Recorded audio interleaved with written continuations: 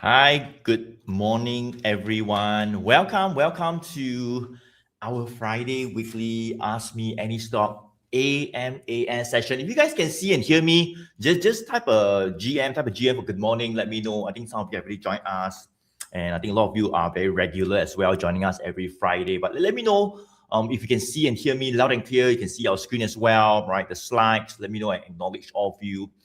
Hi, Ray. Good to see you as well. ABC, I think every Friday we see you, right? Thank you so much for joining us. Geneva, hello, hi. Eddie, hi. Brandon, definitely see you every Friday. Jising, good to see you as well. All right. JJ Teo as well. Stephen, good morning. Hi, Chong Yang, good morning as well. SL5331, good morning. Okay, I think some of you are even typing in the name of the stocks, right? The US stocks, you want a quick opinion. All right, CH Law, we'll see if you can cover that in a bit. All right, good morning as well, Jenny. Okay, good. It seems like this is working.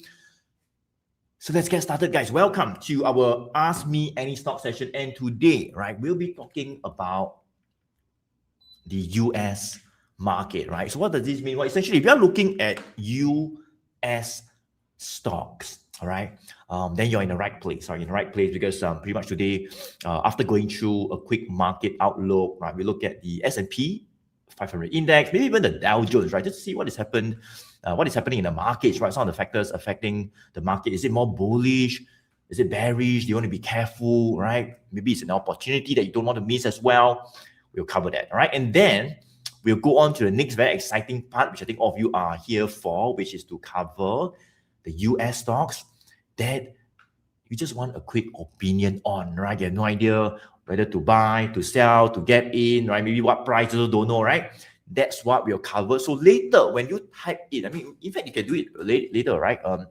When you type in the name of the US stocks in the chat, what you want to do is very simple. You want to give us, all right, some context. Give us some context in terms of like, what are you looking to do? What's the intention, right? Are you looking to buy? Because you might be looking to buy, but I explain until I thought you want to sell, right? So give us a bit of context, right? You have got in, good. What price do you get in, right? Is it last week? Last year? 5 years ago? No idea, right? So give us a bit of context, or maybe you are looking to actually get in, right? Because you have sold like 2 weeks back or something, right? So give us a bit of context so that we have a better understanding. I think that's where you get more value as well in terms of the more personalized kind of analysis that we will seek to give you. All right, Ken? And after that segment, that's where we will cover 3 US stocks that you guys can put in your watch list for potentially even more upside. So I have my team right over here as well. All right, and that's where we'll share with you 3 US stocks you want to watch as well in the following weeks. Okay, Ken? So yes, there we have it. All right, let's get started. So for those of you who have not met before, my name is Joey. All right, Joey Choy, top tier retail trader in Phillip Securities.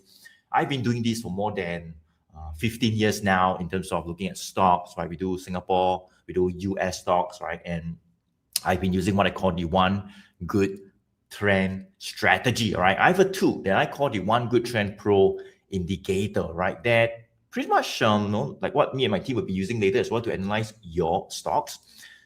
It allows us to get an opinion in seconds, right? Whether to buy, to sell, if it's to buy, when to get in, all right, when to get out as well. In a matter of seconds, right? So that's what I'll be doing later, all right? So today we do have time to like break down or cover the whole entire strategy or the 7-step checklist that we have on the One Good Trend. So we can attend a free webinar. We have one last webinar next Tuesday, next Tuesday on the 18th of August, 7:30 p.m. So if you have not attended yet, you want to find a bit more, attend a free webinar. All right, that's where I'll break it all down for you even more. I think that's where you get more value, you get more clarity as well in terms of the entire framework. So the link is right in the chat. Click on it. And we don't do these webinars very often, guys. We do it like every 3 months. It's not really my full-time job to run trainings and stuff. I'm just sharing what I know, helping out, adding value, right? So this is probably one of the last few webinars. So check it out. Click on the link in the chat. I look forward to see you next Tuesday as well, right? Okay, good. I think we have more than 50, 60 of you joining us right now live on YouTube and Facebook. So would it be okay, guys, if you help us to like and share? Help us to like and share. That would definitely help out the channel, and it's free to like and share as well. Make sure you subscribe. Make sure you subscribe to our YouTube channel if you have not yet done so. All right, it is free to subscribe as well. All right. Once you subscribe, that's where you will not miss out on our videos that we publish every week. We have a podcast kind of series that we launch about 1-2 months back. All right, that's where you get more value in that as well. We talk about things to do with like stocks, investments, finance. All right, so that's where you get value. And also every Friday when we go live, you will be alerted as well. Right, so make sure you like and share. Right, like and share, subscribe if you have not yet done so.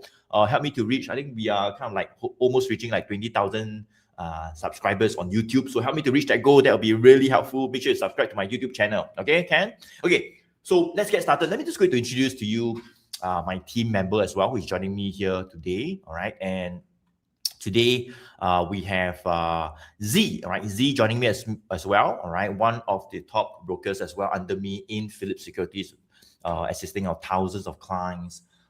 Assisting our group coaching sessions with our mentees, our one-on-one calls with our graduates as well, right? And also assisting our team's portfolio manager with an 8-figure portfolio management business, all right? So Z is what we call an expert in charting. She's a CMT, Chartered Market Technician, all right? Pretty much expert in charts, price action, patterns, candlestick, you name it. I do consult with her as well. Of course, she's very proficient in the entire one good trend strategy and the tool that we're using, which all of you will discover later as well, right? So, Z, maybe I'll just pass on the mic to you to share a little bit on yourself. Z? All right, thanks Joey for the introduction. Hi everyone, my name is Z if you have not met. So basically to sum up what Joey has mentioned, basically I just like looking at charts lah, right? But the thing about looking at charts is that typically a lot of times we overcrowded our charts with too many indicators, right? And that would kind of like make everything very messy and you don't really know what to do with it lah, because there's too many things going on, right? This one contradicts the other thing and things like that, right? So that is why I think with Joey's 1GT Pro indicator, later on you will see all of us actually uses it, right? And that is where, it helps to clarify and simplify the entire process, right? Whereby it is also a very repeatable framework that you can also practice it on your own, right? So that is something that I think could be quite valuable to you guys, right? So within the next, 2.5 to 3 hours, perhaps we will try our best to cover as many US stocks as possible that's requested by you guys. But make sure to maybe give us a little bit of context, lah, right? So that we are able to give you a bit more personalized advice to know whether are you thinking about buying, thinking about selling, and things like that. Okay? So without further ado, I'll pass my time back over to Joey so that he can also introduce our other team member as well. Okay, thank you so much, Z. I think, Z mentioned a very good point, right? I think one thing about trading, one thing about the markets or the stock market is to have a simple, repeatable process, right, that anybody can follow, right? So that's how this tool actually helps us, right? It's not to overcomplicate things and, not to have like so many things contradicting one another like what Z has mentioned, right? So later you discover how we actually think through any stock, right? And the whole entire process behind it as well. Okay, yeah. So let me go to introduce another of our team member, Bervin, all right, joining me here today as well. Also, one of the top brokers under me in Philips Securities, assisting our group coaching sessions, our one-on-one calls with our mentees, and our team's portfolio manager as well, right? Bervin is a CFA, Chartered Financial Analyst, right? Not just, very strong technically, but also fundamentally as well, all right? And, I do consult him as well in terms of the fundamentals of stocks, whereby he runs pretty much some of the research on our companies that we look at as well, right? So, Bervin, let me just share a few things about yourself. Go ahead. All right, thanks Joey for the introduction. Hi everyone, welcome back to our weekly AMAS session. All right, so today, like Joey have said, we are going to cover the US market. I think quite exciting, right? The whole entire earnings season for the US market. Some up, some down. I think plenty of opportunities. Maybe there is some that is becoming slightly weaker, right? I think market is shifting a little bit. Could be bullish, all right? So I think it's still yet to be seen, right? So I think the second half of the year has kicked off quite well, right? A little bit of a pullback in July, but I think starting August, we start to see some strength also come back. So I think during this AMAS session, you will find out a little bit more about the stocks that you're actually looking at, get our quick opinion on it. But of course, due to limited time, we're not able to cover all your stocks, right? But we'll try our best. Within the next few hours or so to actually cover as many as possible. But of course, the more context you give us, the better it is, right? So if you would like to, find out a little bit more about the entire 1GT framework itself, because we're not able to cover everything today. It's not a session where we're going to teach you everything about the 1GT framework, but rather to give you a quick opinion. If you want to find out a little bit more about framework yourself, just check out the webinar that's happening live next Tuesday, 7:30 p.m. on Zoom. Is completely free. Click the link in the chat to just register for it. All right. So without further ado, passing the time back to Joey to get us started today. All right, well done. Thank you so much, Praveen. Okay, let's get started, right? Let's get started. Essentially, just a quick disclaimer as usual, right? Whatever that we share today or our AMAS session is just for educational purposes only, right? So please do your own due diligence, right? We're not asking you to buy or sell anything or do anything, right? We're just sharing with you guys our process, the framework, the tools that we're using, all right? And you decide and control your own actions. Cool? All right? So this is what we have to share. Okay, so let's get started. Let's take a look at what we call the markets as we usually do. And this is what we call the S&P 500 index, right? So today, all right, is the US market. Just to be clear, right? So every Friday, guys, we go live on YouTube as well as on Facebook, and we alternate between the Singapore and US. So last Friday was Singapore, right? So today is US. Next Friday, back to Singapore, right? So just to take note that today is Singapore, US, right? So let's take a look at the S&P 500 index right over here, right? So this is the S&P 500 index. I've been talking about it over the past 1-2 years. You can see that the trend, right, in the longer term for the S&P has been very strong, right? Look at the long-term trend. We look at the red 100 days moving average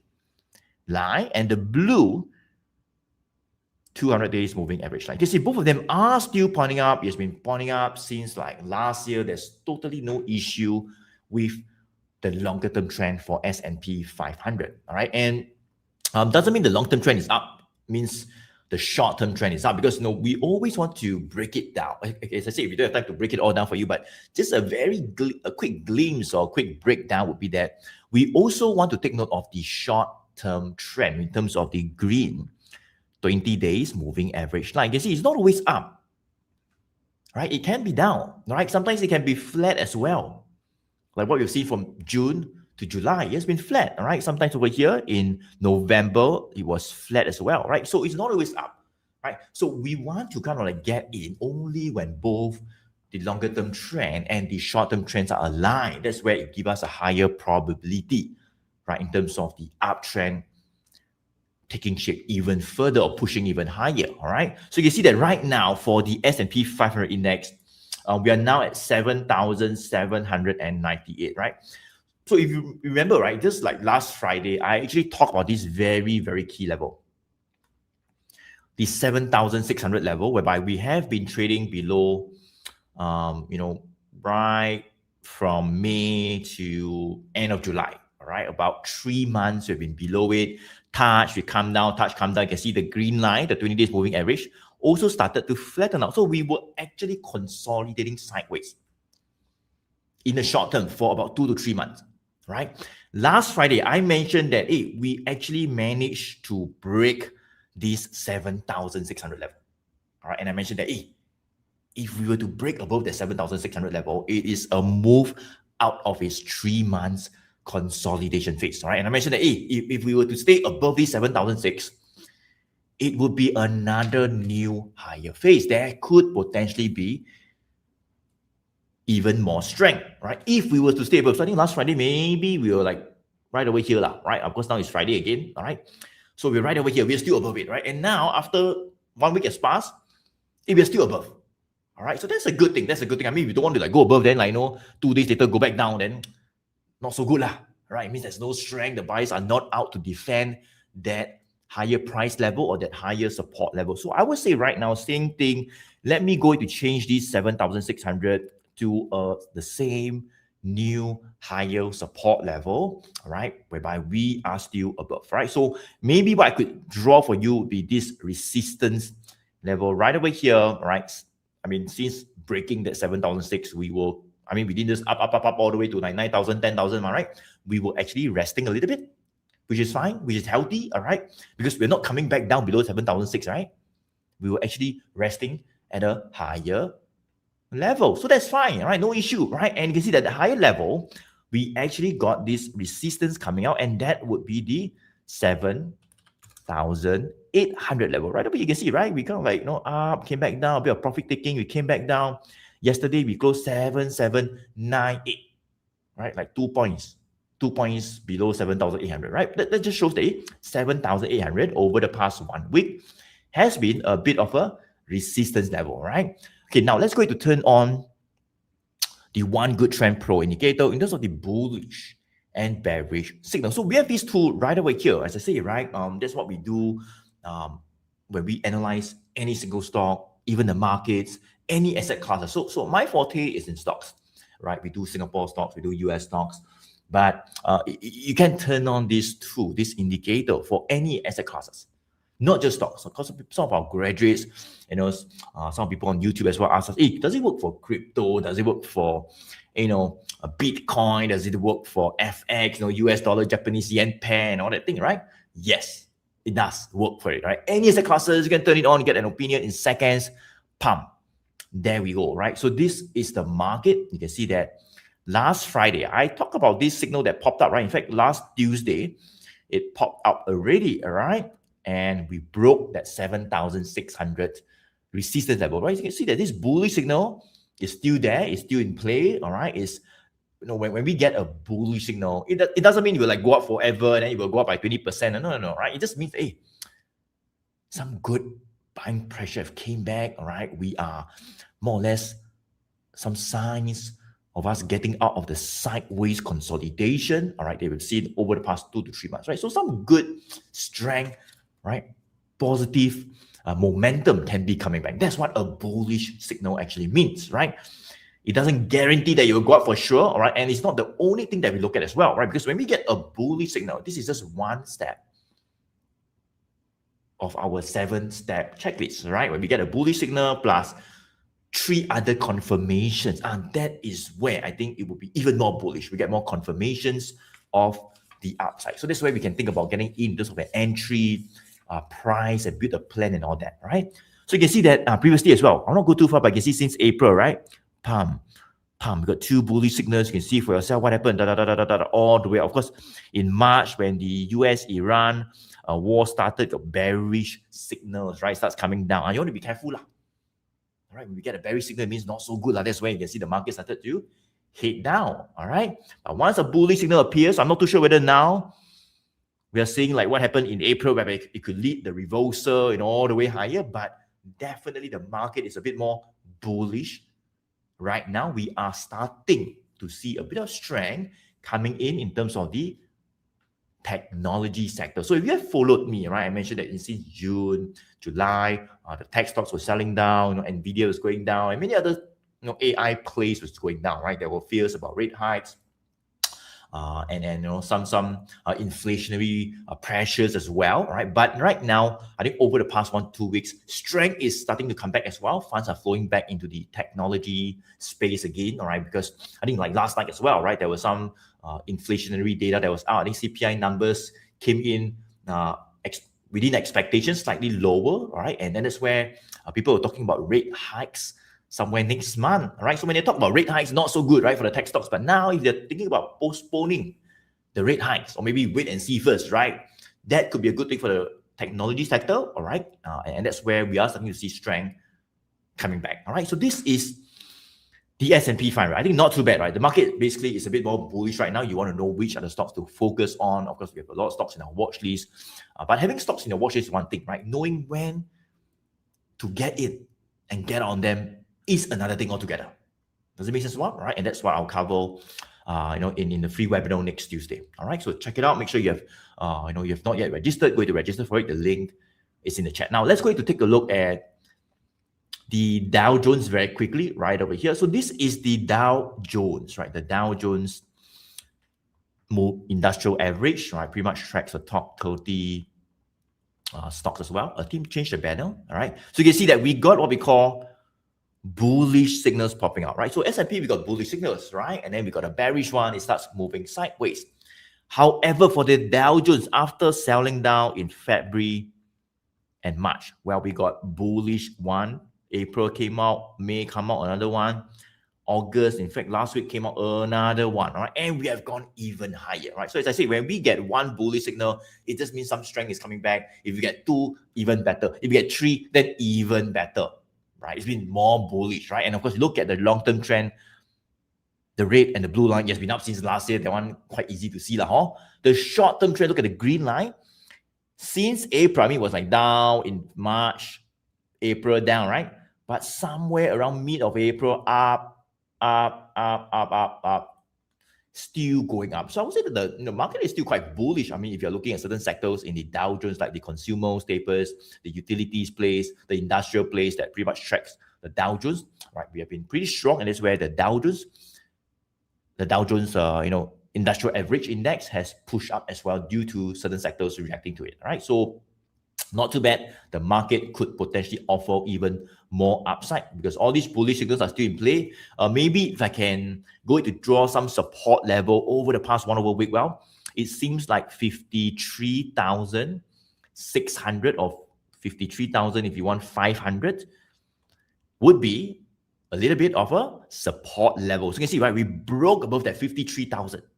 All right, and now it's not even 53,000, right? I mean, by right, when you break a resistance, that resistance will be what we call a new support level. But it's not even 53,000. Now it's gone even higher, as I say, right, to 53,500, right? So that's a good sign. That's a good sign. It shows that buyers are out, just not just to defend at that higher support level, but to push it a little bit higher and defend a little bit higher than that projected support level.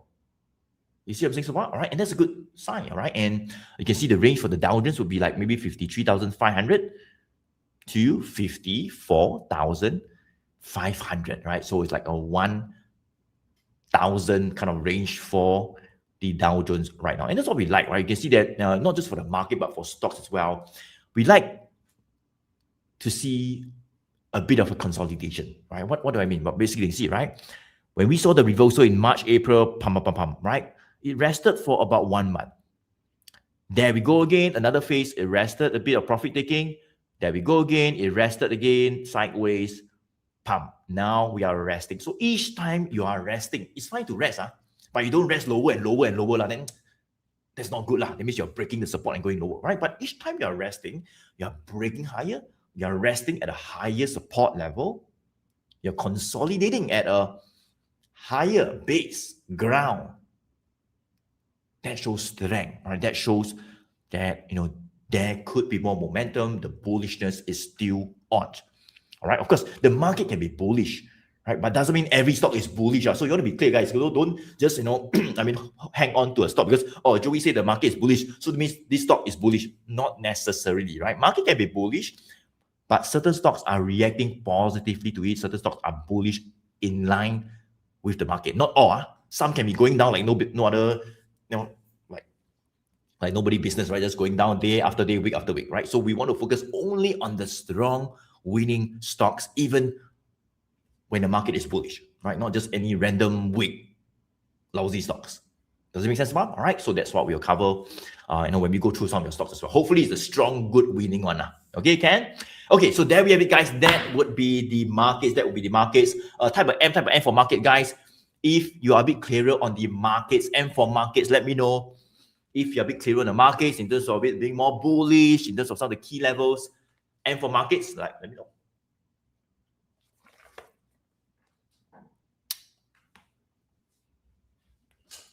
Okay, let's see. I think we have like more than 100 of you joining us today, right? Welcome, guys. We have just only got started. We have talked about the S&P 500 index as well as the Dow Jones. So in case you miss any part, guys, you can watch the replay on our YouTube channel. So as I said, if you have not yet subscribed to the channel, right, make sure you subscribe so that you can watch the replay easily. All right, you will not miss out when we go live as well. All right.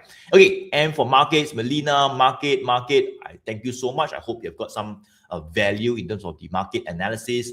Now, let's move on to the next segment. All right, very simple.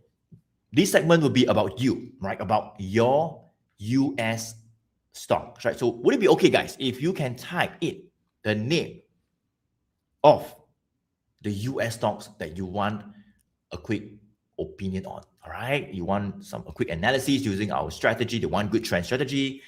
Go ahead, guys, to type in the name of the US stocks, and I'll pick the very first one for today before I pass on the mic to Bervin, and then Z will do like a quick round robin style, right? So type in the name of the US stocks, but not just the name, right? Give us a bit of context, like what some of you are already doing. Well done. So if you put in some effort, you type a bit of context, then we will give you a bit more priority, right? But if you just type like Amazon, like what you know about Amazon? All right. Then maybe not so much priority lah. Does it mean that's well, right? So give us a bit of context, Jaden. All right, Amazon, type again, right? Amazon dash Oh, I bought Amazon last week at this price. I don't know. All right, or maybe you want to sell, or maybe you want to buy. I also don't know, right? Give us a bit of context.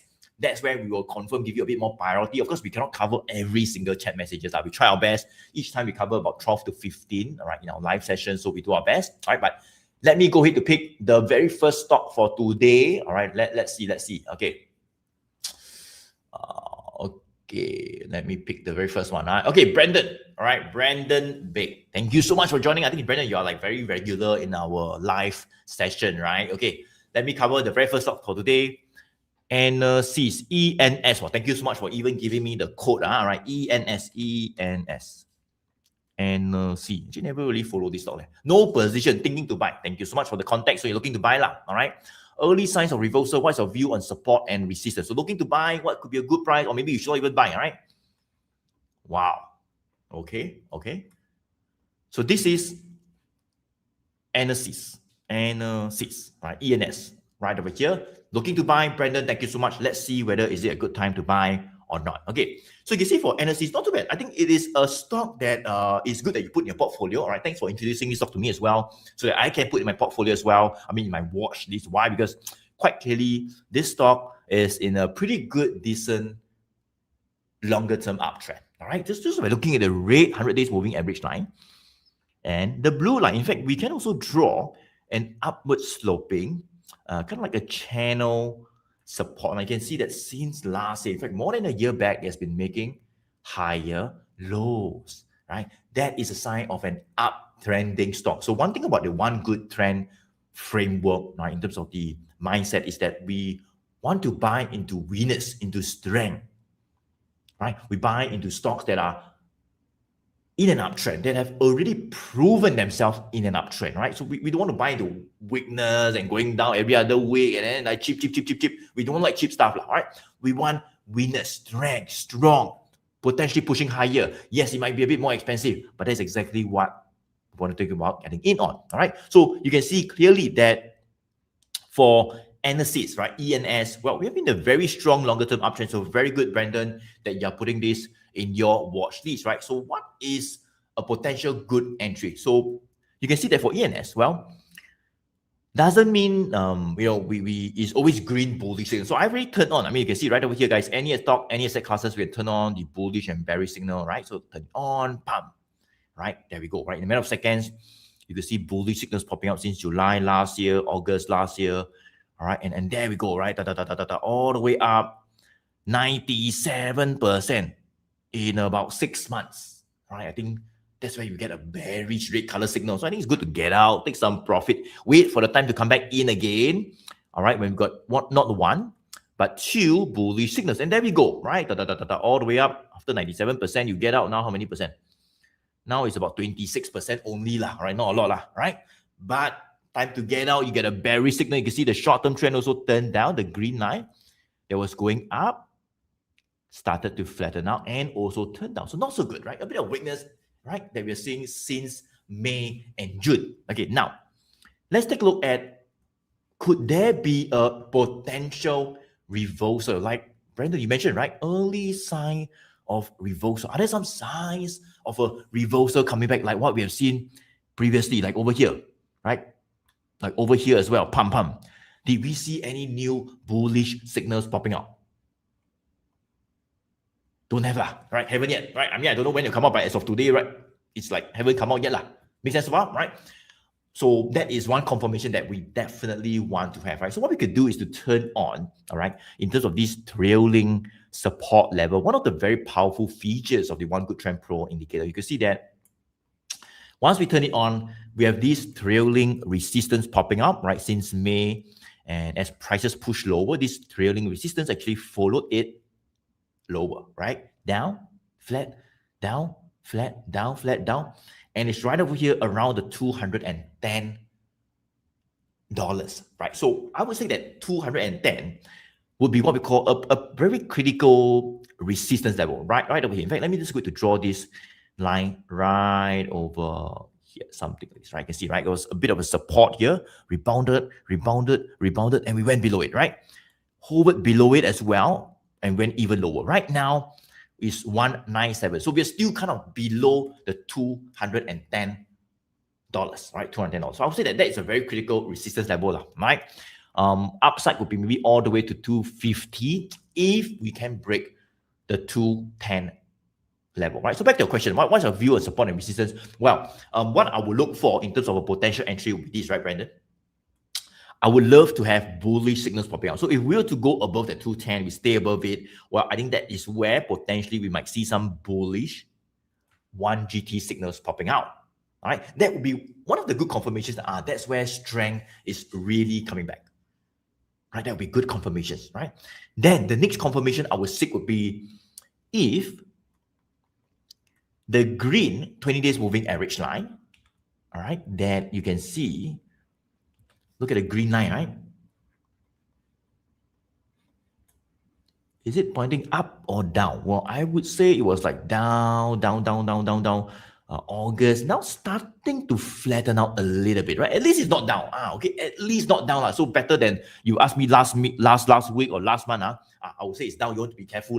Plus, we got a bearish signal, right? But now if you ask me, maybe starting to flatten out. So at least some signs of stability. We could have found what we call a potential bottom, maybe around that 180 to 190 level, right? So if you want to think about maybe getting it on dips, I mean, because the longer term trend is up, right? Potential entry could be anything near 180 to 190. Seems like that is a support level, right? But I think in order for that reversal to continue to really firm up and take shape, then we want to see bullish signals popping out. We want to see that green line, pretty much like what we've seen previously in February and March, right? You can see, right? Bearish signal went down. Bullish signal came out, green line turned up. And what happened?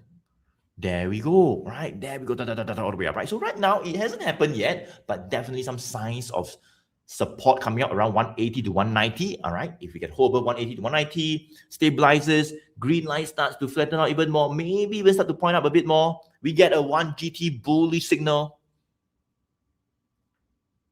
There we go, right? That could be a good confirmation that we are starting to see the reversal to ride it up all the way to 240 to 250 resistance level. All right, so I hope that helps, right, Brandon? That will be the very first stock for today. NSCs, the code is ENS. Let me pass on the mic to Bervin to cover the next US stock. Bervin, yours. All right, thanks, Joey. Okay, so I saw that there's some people asking for the same stock right here. Let me just throw it out on the screen right there. All right, Jenny. Hi, Jenny. Good morning. NVIDIA, can I buy now at $224? All right, so you want to buy, and then Chris is here. All right, Chris here is asking for NVIDIA. You ran in at a high of $232. Is it a good time to average down before ER, as in, I believe you mean earning result is out, because the earnings, I believe, is coming out on the 26th of August. All right. Is it a good time to average down? Okay. So let's take a look at NVIDIA here. I think Jenny is also asking about NVIDIA. I'm looking to buy NVIDIA. What is a good entry point? Okay. Here we go. Okay, so let me hide that comment first. Okay, so NVIDIA, I think in the last couple of weeks, right, shown some renewed strength for sure. For sure, showed some renewed strength after that sell down that happened in the end of July. We found a little bit of a support for sure, right? Do you see this right here? This support is 190 upwards to about that 195 level. We can draw somewhat of what we call a buy zone. So when we talk about a support level, a base level, sometimes it's not an exact number. Majority of the time, it is not an exact number, because maybe I draw 190, Joey goes ahead to draw 195, Z draws maybe 192. So maybe that is why we always use a zone rather than pinpoint at a specific price level. All right, so as long as you can see prices that are within that zone a couple of times, right? Previously, it was a resistance, tested it, came back down, tested it again, came back down, tested it, tried to hold above it, not able to, came back down once again, testing it, and then finally breaking higher. All right, indeed came back down, and it became from a resistance to a support, right? And in July, it tested it, consolidated a couple of days, and July, same thing, tested it, consolidated for a couple of days and pushed higher, and this is where we are currently sitting at right now. All right, previously that 20 days moving average, that started to point up, all right, not pointing down, then started to point up at the end of July after we saw some strength or some buying interest come back in. Right now, we have that 20-day moving average right around that $210 level, which is also where the immediate support is. All right, the immediate support is currently at the $210 level. That was where we also saw a 1GT bullish signal show up as we pushed higher from that $210 level. All right, so I think right now we are currently actually, Chris, we are actually testing the $225 resistance. Right, this was where we saw selling actually came back previously, right there, sometime in June.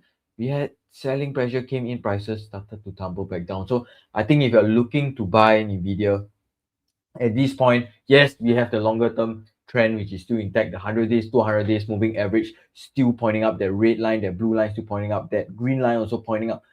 But the problem is right now we are not currently in a buy zone. We are more likely in a sell zone where we could expect some selling pressure to come back in, some profit taking to come back in. You know, those that have bought at 190 previously at the end of July may wish to take some profits, which is completely normal, right? So I think if you are looking to get it, maybe perhaps you want to just take a backseat for a little while. Take a backseat for a little while. As you can see, yesterday that candlestick was looking a little bit indecisive, right? Buyers tried to push it up, sellers push it down again. So there's a little bit of indecisiveness at this point in time. So we do not want to rush in. Yes, although the trend looks good, we have a 1GT bullish signal, doesn't mean you straight away go and buy. All right, so we don't mind, if you don't mind buying at 225, that means you don't mind buying at maybe 226, 227, 228, right? To just get that additional confirmation that prices are indeed able to break and hold above that $225 level, right? Just the additional one more confirmation. Be patient. I mean, you waited for a while already, right? Especially if you have bought at 232, maybe if you bought at 232, buying at 228, the average cost price may not be in your favor as well. But if you do not have a position, you waited a while already for prices to recover, to show a bit of strength, just hold on a little bit longer. Hold on a little bit longer, be a little bit patient to see if we get the last confirmation to come in. And then that's where you could be drawing potentially a new buy zone between that 225, maybe upwards to about the 230 level, where the immediate resistance could be upwards towards 235. All right, 235 could be that next resistance that you're actually watching out for. That was the previous all-time high for NVIDIA. Right, so as you know, that earnings season is coming up. Right, earnings season is coming up. So if you do not want the additional volatility, you do not want the additional risk as well, that's something to consider. But however, some people like the additional risk. I like additional risk because additional risk means additional potential reward.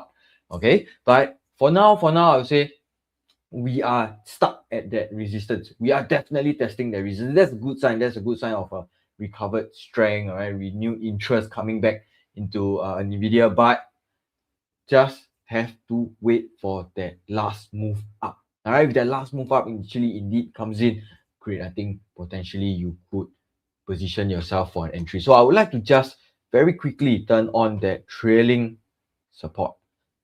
All right, that trailing support right there. You can see that when we have a 1GT bullish signal, there is a trailing support that actually follows prices, right? Like previously, following prices as it heads up.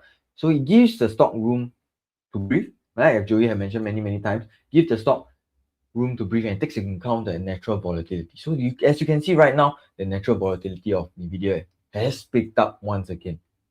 Okay, so many people are actually using that trailing support as a level for a stop loss level, a reference for their stop loss level. But however, if you have gotten in or you intend to get in at the 225, depending on your risk appetite, right? You may have that stop limit order placed under that 225 level. You may have the stop limit order placed under that 210 level, or even maybe under that trailing support under that $200 level. All right, so that is why your risk management is very, very important. Your position sizing is important. Of course, the bigger the position, the bigger the loss if it moves out of your favor.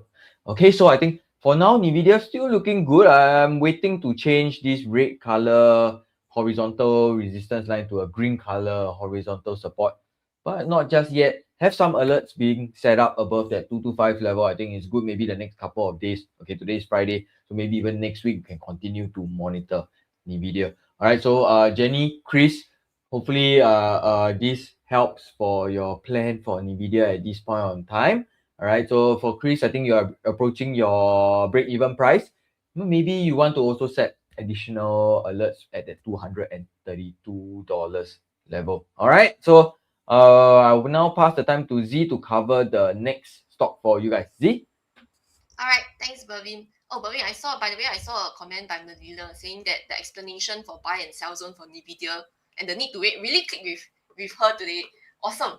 Right, so I think to reiterate, right, I think the point, right, as well, it doesn't just apply for NVIDIA, right, but I think also the same thing, the underlying actually applies for across all of the stocks that we are seeing and basically looking at the picture as a whole, right?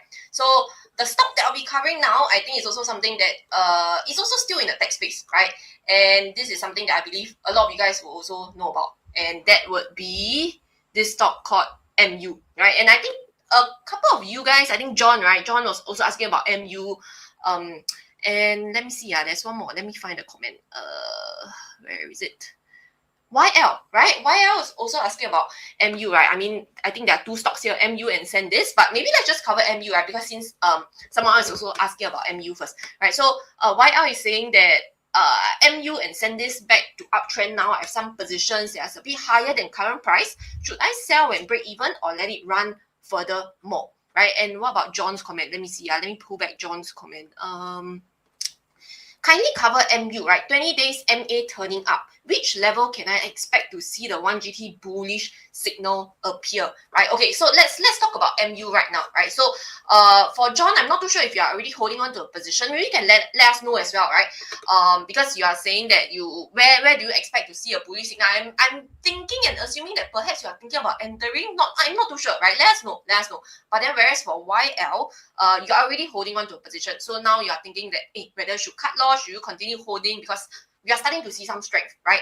And aligning with what Joey also mentioned about the market, right at the start, is that yes, the market actually, we are seeing some bullish signals, right? And it's still pretty strong, right? And we are seeing some renewed strength in terms of tech as well, exactly like what Bervin mentioned. And this is what we are seeing here for Micron, right? 20 days moving average, definitely agreeing with John, starting to show some signs of it pointing up, right? Previously, if you ask us about 1 month ago, right, you can see July onwards, 20 days moving average starts to point down, and we also got 1GT bearish signal. Right now, is the 1GT bearish signal still there? Definitely, right? We cannot lie to ourselves. It's still here, right? We do not have a 1GT bullish signal yet, but over the past couple of weeks, right, we start to see more positive price action, right? Whereby you see candlesticks rebounding up from the 700 support zone. Right over here, right? See buyers returning and pushing prices back up. And as of last night, price closed at about 949.83, right? If you guys were to draw on your chart, I'm pretty sure you guys can probably also draw these, right? Which is either maybe some of you guys might draw at 1,200, some of you guys maybe draw at 1,250, some maybe draw at 1,003. But generally, I would say that majority of you would agree that this is a very easy to spot resistance, right? Because previously it was all-time high back in June, right? So, but right over here, I'm not too sure if how many of you guys can kind of like see this, right? But here, right, do you see some resistance, right? Right here, near the $1,000. Number one, $1,000, as we all know, is a psychological level, right? And over the past month, when we started to see, there's some weakness coming back in, right? Prices actually attempted to actually break and hold back above the $1,000. But you can see that it tested multiple times, but it just didn't manage to, right? And yesterday, do we see that happening again? It seems like right now for Micron, we are heading back to test that $1,000, right? So this $1,000, I would say that would be a level that perhaps some of you guys might want to watch out for, especially those who are thinking about entering, right? Because if prices is able to break and hold above this $1,000, What does that mean? It tells us that buyers are willing to buy at more expensive prices, right? Not just break 1,000, but must break and hold firmly above that 1,000 so that this 1,000 become a new higher support. So when it becomes a new higher support, essentially, this would become a new potential zone of entry that we could potentially look at, whereby you can set some price alert as well to notify yourself, right? So that is one thing, right? And especially when the 20 days moving average, right, we are already starting to see strength returning. I mean, longer term trend, don't have to talk about it, right? All of us can agree that the red and the blue line is actually still pointing up, aligning in the same direction, right? And now the short-term strength is also returning to align with the longer-term trend. So that's great. Those are positive signs, right? And to answer John's question, right? Let me pull out John's question. Where is it? Right here. Okay, so which level can I expect to see the 1GT bullish signal appearing? So I would say that if price is able to break and hold firmly above the 1,000, very likely, right? Definitely you'll be able to see a 1GT bullish signal. And by the way, I'm not too sure, John, if you actually have the indicators, right? Because if you don't, maybe the team can help me to put the link in the chat as well, right? Because Joey has actually this 1GT light indicator, whereby you guys can test drive it for free for 14 days, right? And basically you can just, same thing, you can turn it on and off, and you will be able to see the signals as we see it as well. Same thing, exactly the same thing. But of course, I mean, the light version doesn't have all the other more advanced features like trailing support, horizontal support and resistance, but you will be able to see the signals as well as the chart continue and the price action continue, right? And if I were to turn on, right, this trailing support, just to share with you, right? So you can see that this trailing support, right now it is somewhere hovering above this 1,000, right? And some of you guys might ask, hey, how come the trailing support a bit higher than this $1,000, right? If you guys recall what we always mention about trailing support and resistance is that it has accounted for the stock volatility. Every stock got different volatility, right? So for this particular one, for MU, it has accounted for the MU stock volatility, right? So hence it is slightly a bit higher than the 1,000 because 1,000 is we own self draw on, right? And if prices, like I've mentioned, is able to break and hold firmly above this 1,000, then very likely, like I've mentioned, we will be able to see a new 1GT bullish signal appearing, and that is another confirmation that we want to have when we think about entering, right? Because we want to have a confluence of factors and to tick as many checkboxes as possible, right? And if prices is able to hold firmly above the 1,000, potential upside target that we could be looking towards or draw towards would be near to the 1,002 to 1,005, that sell zone, that resistance zone right over here where we previously saw selling pressure returning, right? And perhaps for YL, right? For YL, you're asking, is MU and Sandis back to uptrend now, right? So I would say that definitely we are seeing strength, right? We are seeing strength returning in terms of the short term, aligning with the longer term. But I'm not too sure what is your initial stop loss plan, right? Because by right, before you even enter, you have an entry price, you have a target price, think about where to sell, earn some profits, but there's also a stop loss, right? I'm not too sure where was your initial stop loss plan, right? But just to let you know, right now we do see that $700 is a very key and very crucial support level, right? Because if prices unable to break above this 1,000, right, test, maybe come back down and break this $700, then that's where we got to be a little bit more cautious already, right? And perhaps you might also want to think about some reducing some exposure. Why? Is because this $700, right, we have been holding above this level since like May, right? It did test here, right? Somewhere in May, middle of May, it did test, but it rebounded very quickly over the next couple of days, right? Buyers came in very quickly, and since then we have been holding above it. So if this $700 were to be broken, then definitely we may see more weakness returning back to the range of about, this $300 to about this $500 range at the start of the year, right? From February to about March. But I mean, right now it still seems okay, right? Because longer term trend is still heading in an upward trajectory, right? But make sure to also bear in mind, maybe set some price alerts on your end as well, right? Because if it were to break the 700, make sure to also have a plan in place to reduce some of the exposure, to manage your downside risk, right? But otherwise, right now it does seem that strength is actually returning to this particular stock. So you may want to consider, right, when a 1GT bullish signal comes out, definitely we will have a trailing support that comes out as well, right? A trailing support that comes out. And when price continue to move up, your trailing support will also move up as the price continue to move up, accounting for the stock volatility, right? And that is where you can actually make use of this trailing support, right? To continue to trail the prices as it moves up, right? If it regains strength and continue to hit higher, your trading support will also move in this manner. And that is where you can make use of it to protect your capital, number one. And also, if it went above your break-even price, then that is where you start to protect your profits. Okay, so I hope that gives you something to think about as well, and how do you actually make use of certain tools, right, to help you with your trading plan. Okay, so for John and for YL, these are some of the levels, right, especially to take note of. Set some price alert, and also make sure to always have a plan in place, especially for John if you are thinking about entering. Okay, so that is for Micron. I'll pass the time back over to Joey to cover the next US stock. All right, thank you so much, Z. Okay, very good. Now let's move on to the next stock, and that would be this stock right over here. Okay, let me just share my screen. Okay, and this asked by East Likeness Grace. Oh, very, very nice name. Okay, very good. What do you think of SE, right? C Limited, right? I got in around $160 a while back. So I think maybe you got in, maybe right over here. If I'm not too sure, 160 was last year, October, or maybe it could be in July last year as well over here. All right, so I got in 160. Thanks for giving us a bit of context, right? Then it dropped to under 100. Indeed, right? So I think if you've got in here last year, it went all the way down, 160. It went all the way until like $80 over dollars, $80, $90. So correct, right? It really dropped to under 100. Now it's around 125. Yeah, it's about 123.32 last night. Okay, is it a good time to cut loss and sell? Thank you so much for giving us a bit of context. So at least now I know. So you got in, it went all the way down. It's 123 right now, which is still kind of like below the price that you bought at 160, right? So should you get out, right? Or maybe you should hold on because there's some signs of reversal. You may go even higher, hopefully back to your 160, right? I don't know. Let's find out. Okay, so this is C Limited. Now, very simple. Let me go to turn on.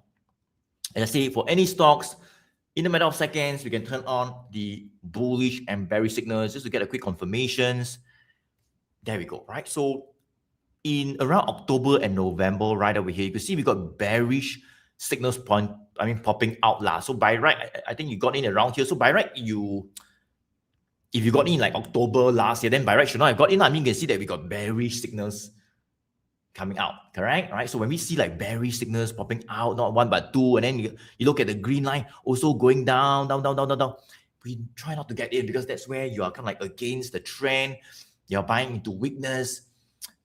There could potentially be even more downside, right? And true enough, right? After the bearish signal, you can see all the way down from 160 to 120. Rest a while, a few more bearish signal, 1, 2, 3 more bearish signal come out, and then from 120 go to $80. Makes sense? So buy right should not have got in.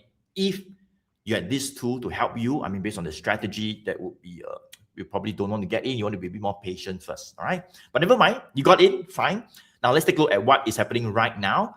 Should you get out, or are there some signs of strength finally coming back after the sell down from October, September last year, right? So we've sold down from 160 to 80. Now it's a little bit higher, right? Could there be even more upside? So if you have, let's say if you have got out, right? You got in and maybe you see a bearish signal, you got out. I think that's where you could actually think about riding the whole rally reversal back up. But now it's like no choice, right? Because you hold all the way down, right?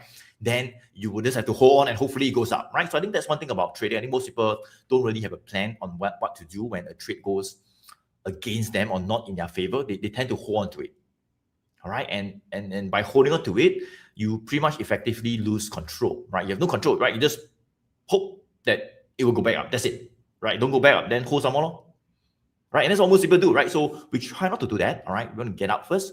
If you have got out, I would say that now, not now, but I think over the past 1-2 months, it seems like there's some strength coming back. We got bullish signals popping out, right? So I would say that for this C Limited, right, support was at about from March to June at about $80. One thing was that we broke the $100 support, right? So the resistance at 100, so it was like 80 to 100. down, up, down, up, down for like 3-4 months. Finally, we went above the $100. So that is a sign of strength. We got another 1 GT bullish signal popping out. Okay. So that's a good thing. So from $80, we are consolidating at a higher support above $100. Now, over the past few days, it seems like we got the third 1 GT bullish signal popping out. So not too bad, right? I would say that this would be another higher support level, which would be the 120. So you can see 80 to 100, 100 to 120. I think now is another level higher, all right, above that 120. So 120, you see, was a bit of a support level here as well, right? From November to December, we got bearish signal. It broke down and went all the way lower. So now this 120 has turned back into that same support level. So I think not too bad, right? To back to your questions, right? Is likeness, grace, is it a good time to cut loss and sell? If you want to cut loss and sell, then by right, it should be like last year when you saw the bearish signal. Now it's time, it's going up right now. So I think that there's no need to cut loss and sell because it is looking strong. It's looking strong, all right? I know it is potentially pushing higher. A potential target in the near term could be maybe all the way to 150, all right? So I think 150, look at this, right? It was a bit of a support, right? Support broke down, became resistance. Right over here, a bit of a resistance. We tested. So that could be potentially where some selling pressure can come back again. So if you want to take some profit near 150, up to you, right? But I think that it looks good. There's no hurry to sell. If you want to sell, then by right, it should be previously when it was weak, when it was going down, when we had bearish signal. But right now, because of clear signs of reversal, we got 3 bullish signals. The green line that was flat from March to June has started to point up since July, right? Up, up, now still up, right? So short-term trend is up. Bullish signals are still in play. Potentially, we might have another higher support coming out at above that 120 level. So I think the next few days, next week, next 1 or 2 weeks will be quite crucial. If we can hold above the 120, like what we did for 80, like what we did for 100, now you can see the support is higher from 80 to 100, now to 120, right? If we can hold above 120, that's a good sign, like what we've been doing over the past 1-2 months. We could potentially start to see, more strength towards that 150 resistance level. And if the 150 were to give way, right, that's where we may even have another 1 GT bullish. And hopefully by then, when that 150 gives way, we would potentially head back to your 160 level that you got in. Then, when that happens, doesn't mean that you can, or you must straight away get out. I think that's where you can continue to ride it, all right, until we see what we call a bearish rate signal. So I'm not too sure exactly when when a rate bearish signal will appear, but if we do see a rate bearish signal appearing, being triggered, weakness coming back, then maybe you want to get out. But right now, I think it looks good, all right? The only thing that I wish you could have done was that maybe you should not have bought last time when you saw the bearish signal, or maybe you have got in, but you see a bearish signal, then you get out. Because if you have done all that, now it's a different story. And now it's not just hoping and waiting for it to go back up and hopefully pass your 160. Now it's about getting in, all right? Not like today, but I would say over the past 1-2 months when there are some signs of strength coming back, your mindset will be to potentially get in to ride the reversal. All right? And make profits rather than now, if it goes to 160, you're just back to square one. Make sense? All right. So I hope that helps. All right. This is C Limited. Not too bad. All right. Looks like a pretty good reversal is on the cards. All right. And it can be still ongoing for now. All right. So let's see whether the 150 actually gives way in the next 1 to 2 months. Okay. So that is for C Limited. Let me pass on the mic to Bervin to cover the next US stock. Bervin, yes. Right, thanks Joey. Okay, so let's see what is the next stock that I'd like to cover. Here we go. HK. Hi, Liverpool fan. I saw the Liverpool logo right there. Netflix, time to buy. 1 GT signal out yesterday. Okay, let's take a look together. Okay, I turn off the signal first.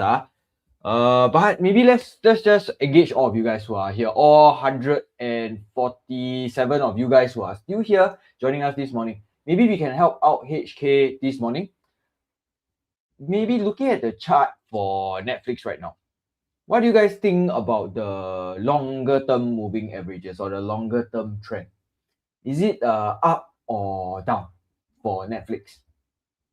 All right, just type U for up and maybe D for down for Netflix longer term trend. I'll wait for you guys.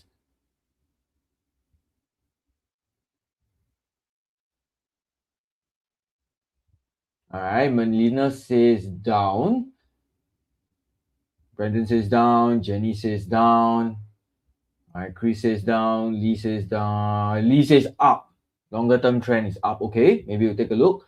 YL says down. Ian says down. JJ says down. Right. ABC says down. Jenny says down. All right. Okay. So pretty much 99% of you say it is in a down trend. All right. It's in a down trend. Xavier says down. Eddie also says down. Okay. So how do we actually look at the longer term moving average? Right. So let me just clear it up for you guys. What does it mean to be in a downtrend or an uptrend for a longer term?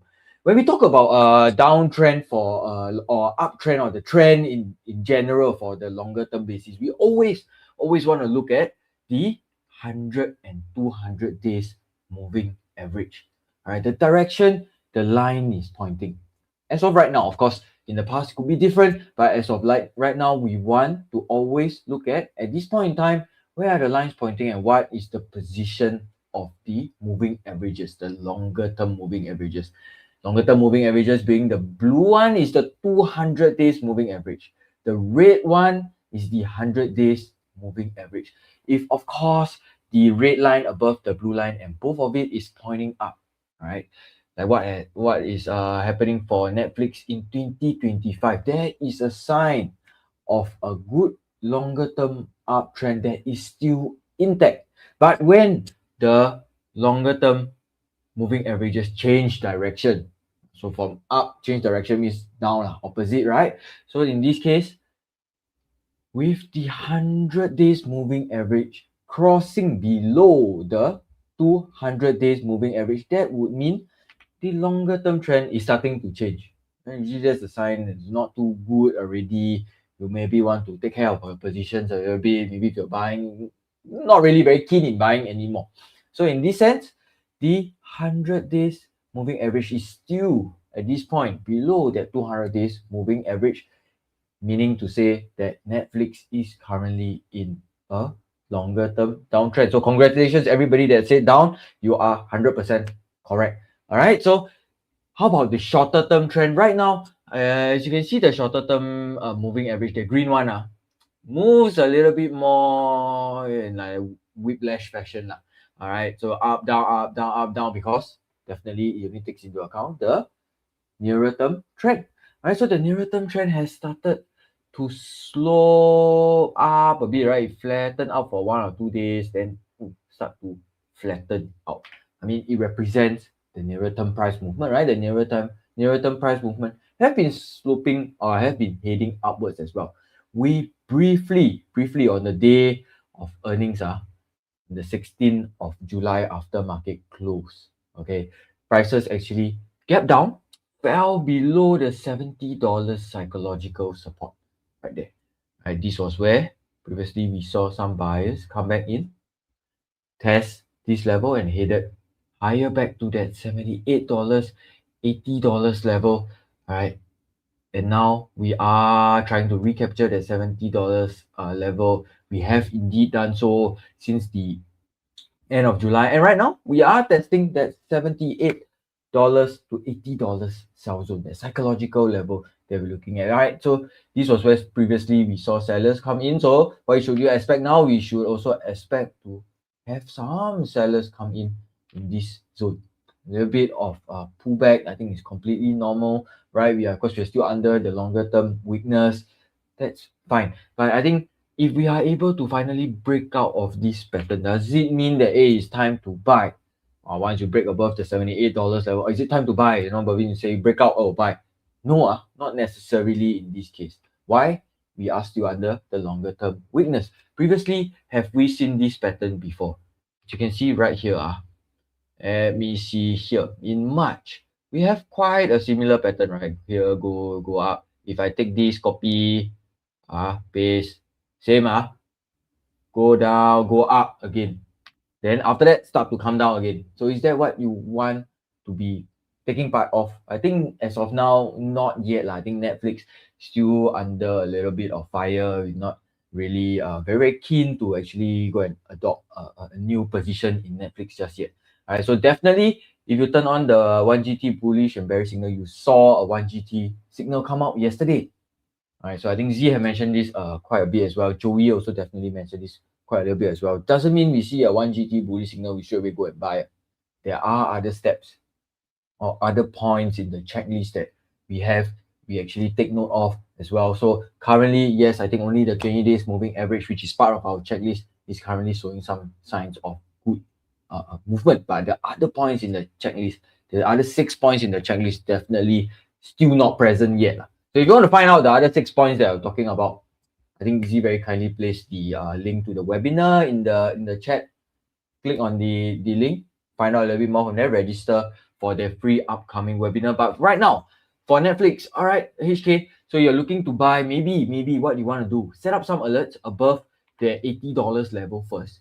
Maybe if we can see something like this happen. A little bit of consolidation, finding a little bit of a new support, come in, then that 100 days moving average maybe was cool down a little bit. I would say cool down a little bit, not keep on just heading down, start to flatten out a little bit, then potentially start to point up. Good, that is potentially the next sign of confirmation before we get back in. All right, so but I believe there are so many other opportunities out there other than Netflix. There is other counters that you can be looking at potentially in a stronger uptrend. All right, that could be where you want to allocate your capital instead of trying to buy these and then end up maybe go down lower. Then you have to want to average down or have to hold. Then not so good. Then there will be opportunity cost for you as well. So I think for Netflix, HK, not just yet. Maybe we'll see in the next couple of months if we are able to find a new higher support, the longer term trend stabilize again. We can always revisit Netflix again. Okay, so I think that's for Netflix. I'll pass the time now to Z to cover the next stock for you guys. Z? All right, thanks, Bervin. Okay, let me share my screen. Okay, so the next stock that I have over here will be Caterpillar, right? And that's by Lee. Please help to cover CAT with 1GT Pro as I had long this ticker 2 days ago. Okay, so it means that you just bought 2 days ago lah. Okay, come, let's take a look at Caterpillar right now. All right, so for Caterpillar, I mean, this one I've already turned on the signals lah. So all of you guys can see, right? So right now, unfortunately, I mean, we do have a 1GT bearish signal, right? It's not a bullish signal, but it's a bearish signal. But on the bright side, longer term trend, right? Just now, like what Bervin mentioned, longer term trend, we look at the red and the blue line, right? 100 days moving average and the 200 days moving average. Are they still sloping up? Yes, they are still sloping up, right? So it's all right? But shorter term wise, 20 days moving average, the green line right over here. Do we see some weakness? We do see some weakness, right? Because why it is pointing down. But it seems like perhaps, I don't know. It seems like it may be starting to not point out that much, right? And perhaps it might start to flatten out. I think that is one of the very crucial thing that definitely we want to watch out for as well, right? So that's about the trend, right? When we look at the moving averages. But of course, we also got to take note of where is the support and where's the resistance, right? Because I think for those of you who have attended, the Ask Me Any Stock many times, right? You always know that I would say support and resistance is extremely important because that is where those levels tells you potentially where could buyers return, where could sellers return. And if support were to be broken, then that's where you got to be a little bit more careful lah, and maybe you might want to have stop loss plan in place, think about reducing exposure, because if a support is broken, it just tells us that the bears are winning. There's more selling pressure returning, right? Not so good. But if resistance is broken, right, red color turn to green, Good. That means buyers come back, right? More buying pressure. Okay, so right now, for Caterpillar, right? For Caterpillar, you can see that actually this one, the lines, right? It is pretty clear cut, right? It's pretty clear cut. Sometimes not all stocks are like that. Sometimes not all stocks can be drawn pretty so nicely, right? You can see that yesterday price closed at 854.60, right? But right here, there is some sort of support at around this $800 psychological level, right? Previously, this 800 from February all the way to May, right here, is it a resistance? Prices testing, but cannot break, right? Eventually, it managed to break and hold above this 800, turning it to become what we call a support, right? And somewhere in end July to start of August, right? I think prior to the earnings coming out, right? Selling pressure came in, push price down, but buyers came in and it rebounded, right? Did it rebound from the 800? Yes, it did, right? Buyers came in. And now, is it still holding above the 800? Yes. So 800, is it still a valid support? Definitely, right? So 800 definitely is one of the support that we want to take note of, right? And in terms of resistance-wise, right? Resistance, I would say somewhere around this 950. Can you see that right here, right? From May to June, about 1 month, it was kind of like moving sideways, right? Price action taking a breather, 20 days moving average also started to flatten out, taper out, right? And 950 was where it was kept below, right? You can see that tested 1 month, cannot break. Eventually, break above it, but I think hold above it for maybe 2 to 3 weeks, this period here, then subsequently it came down again, right? So during these 2 to 3 weeks, this 950 was what we call a support. But now, is price below or above this 950? It's below, right? So that is the reason why 950 has turned once again to become a resistance, right? So we know that a support around 800, resistance about 950, right? And for Lee, you mentioned that you had long this ticker about 2 days ago. So 2 days ago, I believe maybe somewhere you bought around here, right? Maybe around 840 something, 850, close to that area, right? So is that within a support zone? I would say, yeah. I mean, that is still kind of like within the support zone around 800 to 850, right?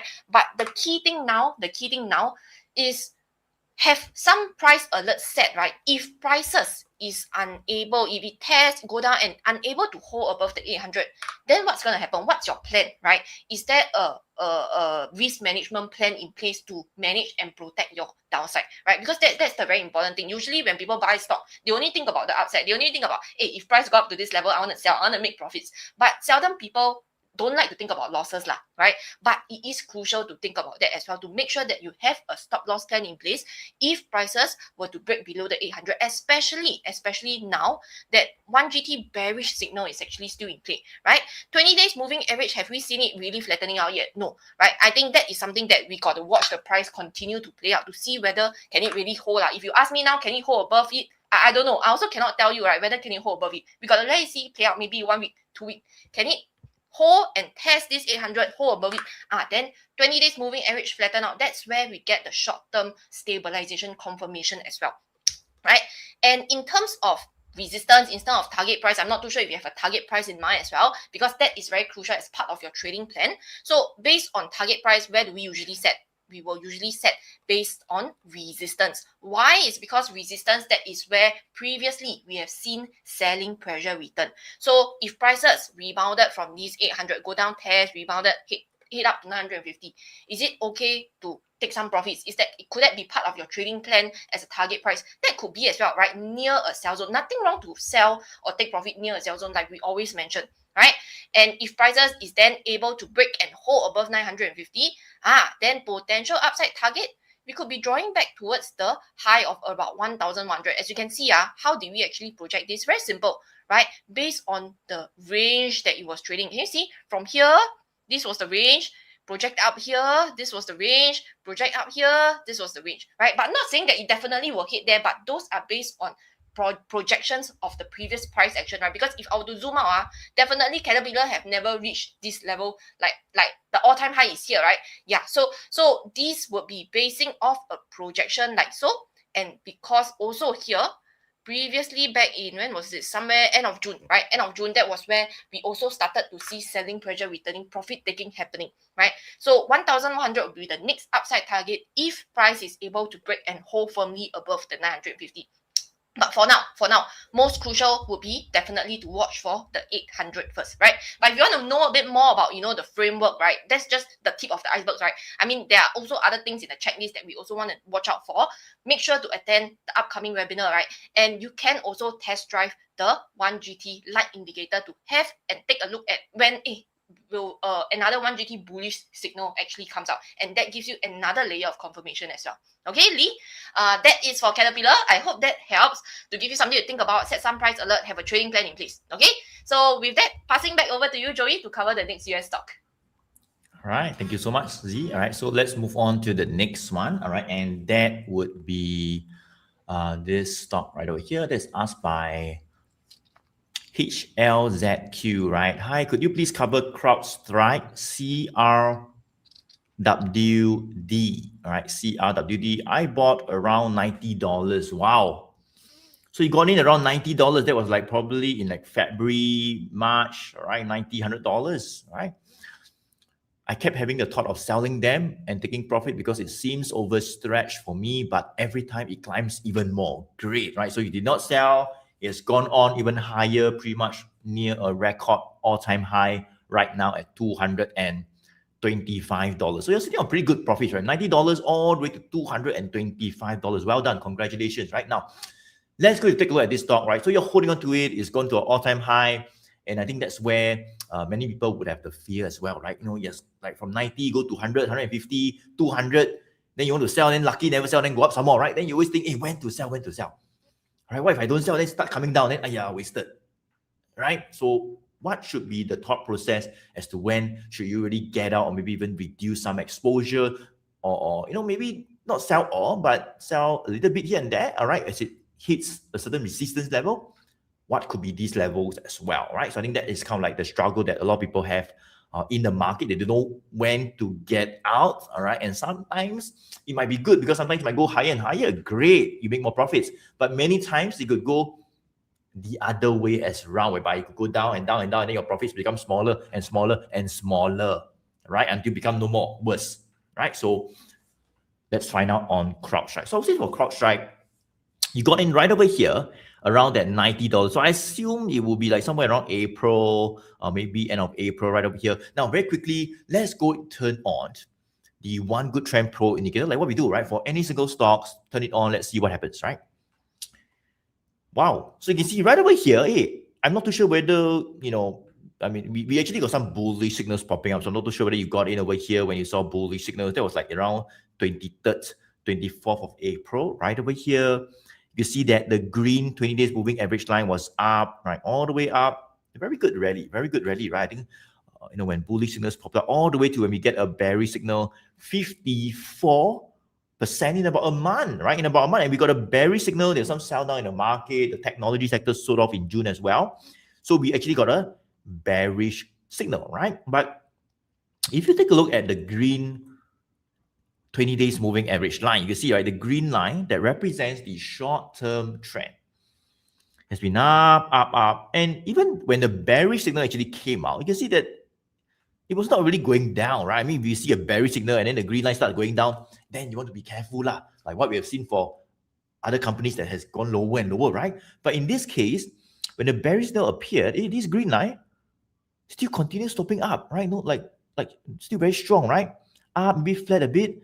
And then we got actually a new 1GT bullish signal popping out on the 6th of July last month, more than a month back, right? And we've gone even higher. The green line went up, flat. Now it is starting to point up even more. So I would say that for CrowdStrike, it still looks pretty good, right? And one thing I like it, whereby I feel that there could still potentially be a bit more upside, would be we have seen a break of this very key level. So apart from the bullish signals, right, you can see that we have got out of this, I would say, year-long consolidation, right, since 2025, beginning of last year, at this 140 resistance. You can see, right, we were like up and then came down, up, came down. So this is a very, very key resistance level, right? We've been trading below it somewhere in May. We broke above it. Of course, we have bullish signals popping out as another confirmation right over here. You can see our bullish signals popped out before that. We broke this resistance, right?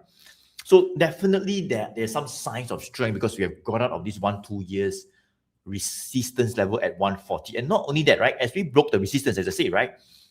This resistance will be a new support level, right? As long as we stay above it, it's good, right? So that was that 140 level. However, not even 140, it seems like 160 has came out as the highest support level since June. And over the past 1-2 weeks, it seems like 180 has came out as a higher support. So you can see the support is going higher and higher, all right? And now, maybe, right? I mean, it's only like 1 week plus, but maybe 200 has came out as another higher support. So the support has been going higher and higher since June. Bullish signal have played out. Support level is getting higher, right? From here to here. Now, even above 200. I think anything above 200, it still looks pretty bullish. All right. So that's where you could continue to ride it even more. All right. So back to your question, right? Every time you think about selling, but it goes up even more, you don't know when to get out. Okay. So the question is then when should you maybe even think about getting out, right? Okay. So very simple, right? How we look at this, it is this, right? When we get a bullish signal and the long, okay, so one thing good also, you can see that the long-term trend, look at the red and the blue line, right? They are both starting to point out since June or maybe end of June, right? Right over here, as I say. For the past 1-2 years, look at the red and blue, it was pretty much sideways, down a little bit, maybe in like March, right? Sideways. However, the long-term trend finally since June, July has turned up. So there's some signs of the longer-term trend also turning up, right? So that is another positive thing as well, right? On top of the bullish signals, on top of the short-term trend. Okay, so when should we think about getting out? Well, very simple, right? How we think about getting out would be 2 ways, right? The first way would be, let's assume we see targets all the way like to 300, right? To 300 or maybe even to that 260, right? So we could do a little bit of a projection, as I said, right? It seems like it is doing a bit of a like $20 to $40 range each time. All right, so like maybe right over here, right? Up, down, a bit of a pullback. I would say this could be a little bit of this range, right? Right over here, right? It seems like it is doing a $40. So we could project it upwards, maybe to 260 first, right? 260, assuming it holds above 220 lah. Right? So 260, after 260, all the way back to, sorry, right? So yeah, you can see that this is the range from here, right? Right over here, a $40 range. We could project it upwards from here to 260, maybe even all the way to that 300 psychological resistance level. So you could take some profit if you want, right? Take some profit near a key resistance level. So that's the first way. That's the easy way, right? And we always say some because I mean, it still looks good, right? So you don't want to take all profits, right? I think if you want to take like, 1 quarter, 1/3, half, up to you, right? But we don't take full profits because it still looks good. It still looks good, right? So you could take some profit near a resistance level, like what we always say, nothing wrong to take some money, put in your pocket, lock it in, you feel a bit more confident, right? Maybe if it does pull back a bit, you could enter again, all right? So nothing wrong to take some profit near a resistance level. So that's the easy part. Now, the not so easy part is that, what if it doesn't hit towards that resistance? What if you were to push up a bit more? All right, maybe it goes up and up and up, and then it starts coming down. All right, and then you never get out, you don't know, then this time it's really coming down, and then you hold all the way down, and then your profits become smaller and smaller, right? And that will be the hard part. So how do we know to get up when that kind of weakness have came back, when that, is no longer as bullish as it once was? It's a bit, shaky, the reversal is ongoing. Well, that is if we were to see what we call a red bearish signal. So we see a red bearish signal, but doesn't mean you see a red bearish signal means you just get out. No, that would be some signs of selling. It doesn't mean to crash. It just means that, hey, some selling have came back. Maybe be a bit more cautious. Maybe take some profit if you want. All right. But if we see a bearish signal, like what we see over here, right? And then we see the green 20 days moving average line starts to point down as well in terms of the short-term trend, right? It's going up, and it also start to point down. Something like this, right? And a bearish signal pops up, and that is where you want to really think about reducing some exposure, getting up, because that's where there could be signs of weakness, like what we have seen previously, right? You can see over here in November last year, we got 2 bearish signals when it was around the 130, right? When it came out, the short-term trend, the green line point down. And what happens? We went from 130 to $90. All right. So that is what we're looking for. Same thing over here. We got a bearish signal, it starts going down. Right? Bearish signal, it starts going down. So when we see a bearish signal as one confirmation plus a few other things pointing down, then you want to take some profit, get out. All right. That is where you want to change your mindset to be like bullish into maybe get out, maybe take some profit, maybe put in my pocket the profits that I have now, right? Rather than holding it down and then profits becoming smaller. Right? HLZQ. I hope that helps. I hope that helps you in terms of like, to know when to get out, when to take some profit, and maybe when to reduce some exposure, especially when you see a bearish signal. So that's where we have a tool like this to guide us. And I think my team mentioned as well, we do have what we call a trial, right? For the one good trend light indicator. So we are using what we call the Pro indicator. The Pro means more advanced. We have a bit more boxes, more. We talk about things like risk management, about horizontal support and resistance. We could turn on the very powerful features here and there, right? But in the simpler version, is the light indicator, the one good trend light indicator. You can still turn on the first box, the bullish and bearish signals, the 3 moving averages right over there. It just gives you enough, I would say, guidance, all right, so that you know what to do as well, right? You can test drive the one good trend light indicator. The link is right in the chat. We do have a 14-day trial for it. Test drive it. You get more than $3,000 worth of training for free just to test drive it, all right? So go ahead to test drive the one good trend light indicator. I'm sure you'll find it very useful as well, all right? Okay, now let me pass on the mic to Bervin to cover the next US stock. Bervin, yours. All right, thanks, Joey. Okay, so let's move on to the next stock. Here, I think, here we go. I think a few people asking this. Xiu Chu, okay, Amazon bought some last year. Okay, so a portion when price is in a downtrend, thought of adding now. Is it in an uptrend? All right, so I'm not too sure last year when you bought and then you saw a portion, was it, you made some money and then you sell, or was it you had to cut losses because prices fell below a certain level for you? All right, we'll look into that. All right, so I think Eva is also asking AMZN, I think missing the N, but I think should be referring to Amazon as well. Entered at $235. Is it time to exit or can hold? Okay, so let's take a look at Amazon together. Okay, so I think Amazon, recently there are firstly 2 1GT bullish signals that had shown up. All right, the first one came out on the 31st of July. The second one came up on the 3rd of August. All right, so just 1 day apart, actually, 1 trading day apart. And previously we had been pretty much just been trading in a range, right? You see that 100 days, 200 days moving average very, very close to each other, crossed over each other in May. And right now, definitely it looks a little bit better. All right, it looks a little bit better for you guys, Eva and Xiu Chu.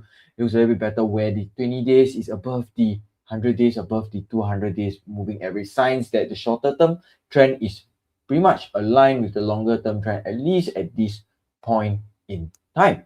All right, so we are holding above that $260, $260 that support as of now. This support was previously a resistance.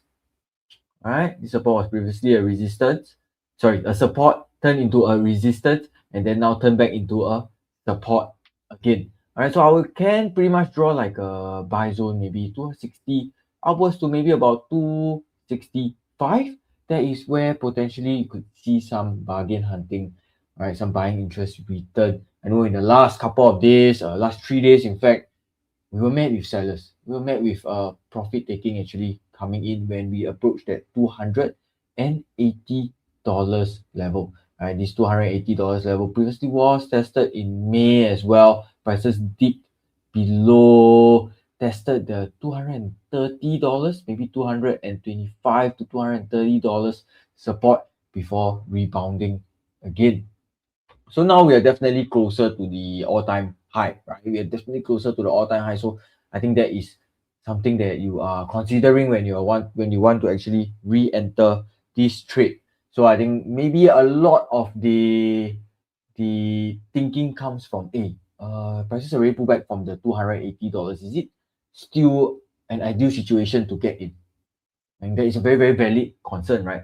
But right now, with the trend still looking good, the 20 days moving average pointing up, at least in the nearer term, you're seeing a little bit of that weakness pulling back from that $280 level. That could actually give you an opportunity to position yourself, right? To position yourself to ride the next phase of that uptrend. But for Amazon, I think over the last year or so, you can see every time we reach the $280 level, you may be met with some selling. So nothing wrong. So this is why we always say there's completely nothing wrong to actually go and take some profits. If you choose to get in at 265 and you want to take some profits at the 280 level, I think that is actually in fact okay. Why? We have tested this level a couple of times. All right, a couple of times came close, didn't manage to break through. Even in the last 4 days or so, we have tested this level already a couple of times. So you want to take profit? Okay, good. Like what Joey said, take some profit, get some confidence, right? Enjoy the profits as well. Because if it's not realized, it's just on paper, it's actually nothing. It's not physical at all. You cannot even utilize it, your unrealized profits.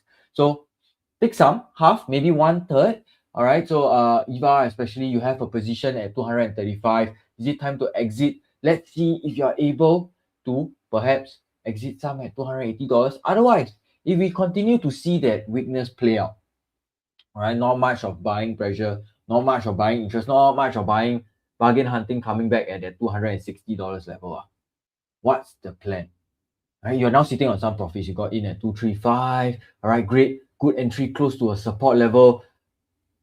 Now you are sitting on some profits. You want to protect that downside. You want to protect that profits that you have already secured over the last 2 weeks or so, maybe. I'm not too sure if you've been holding since June. If it's June, it's 1.5 months.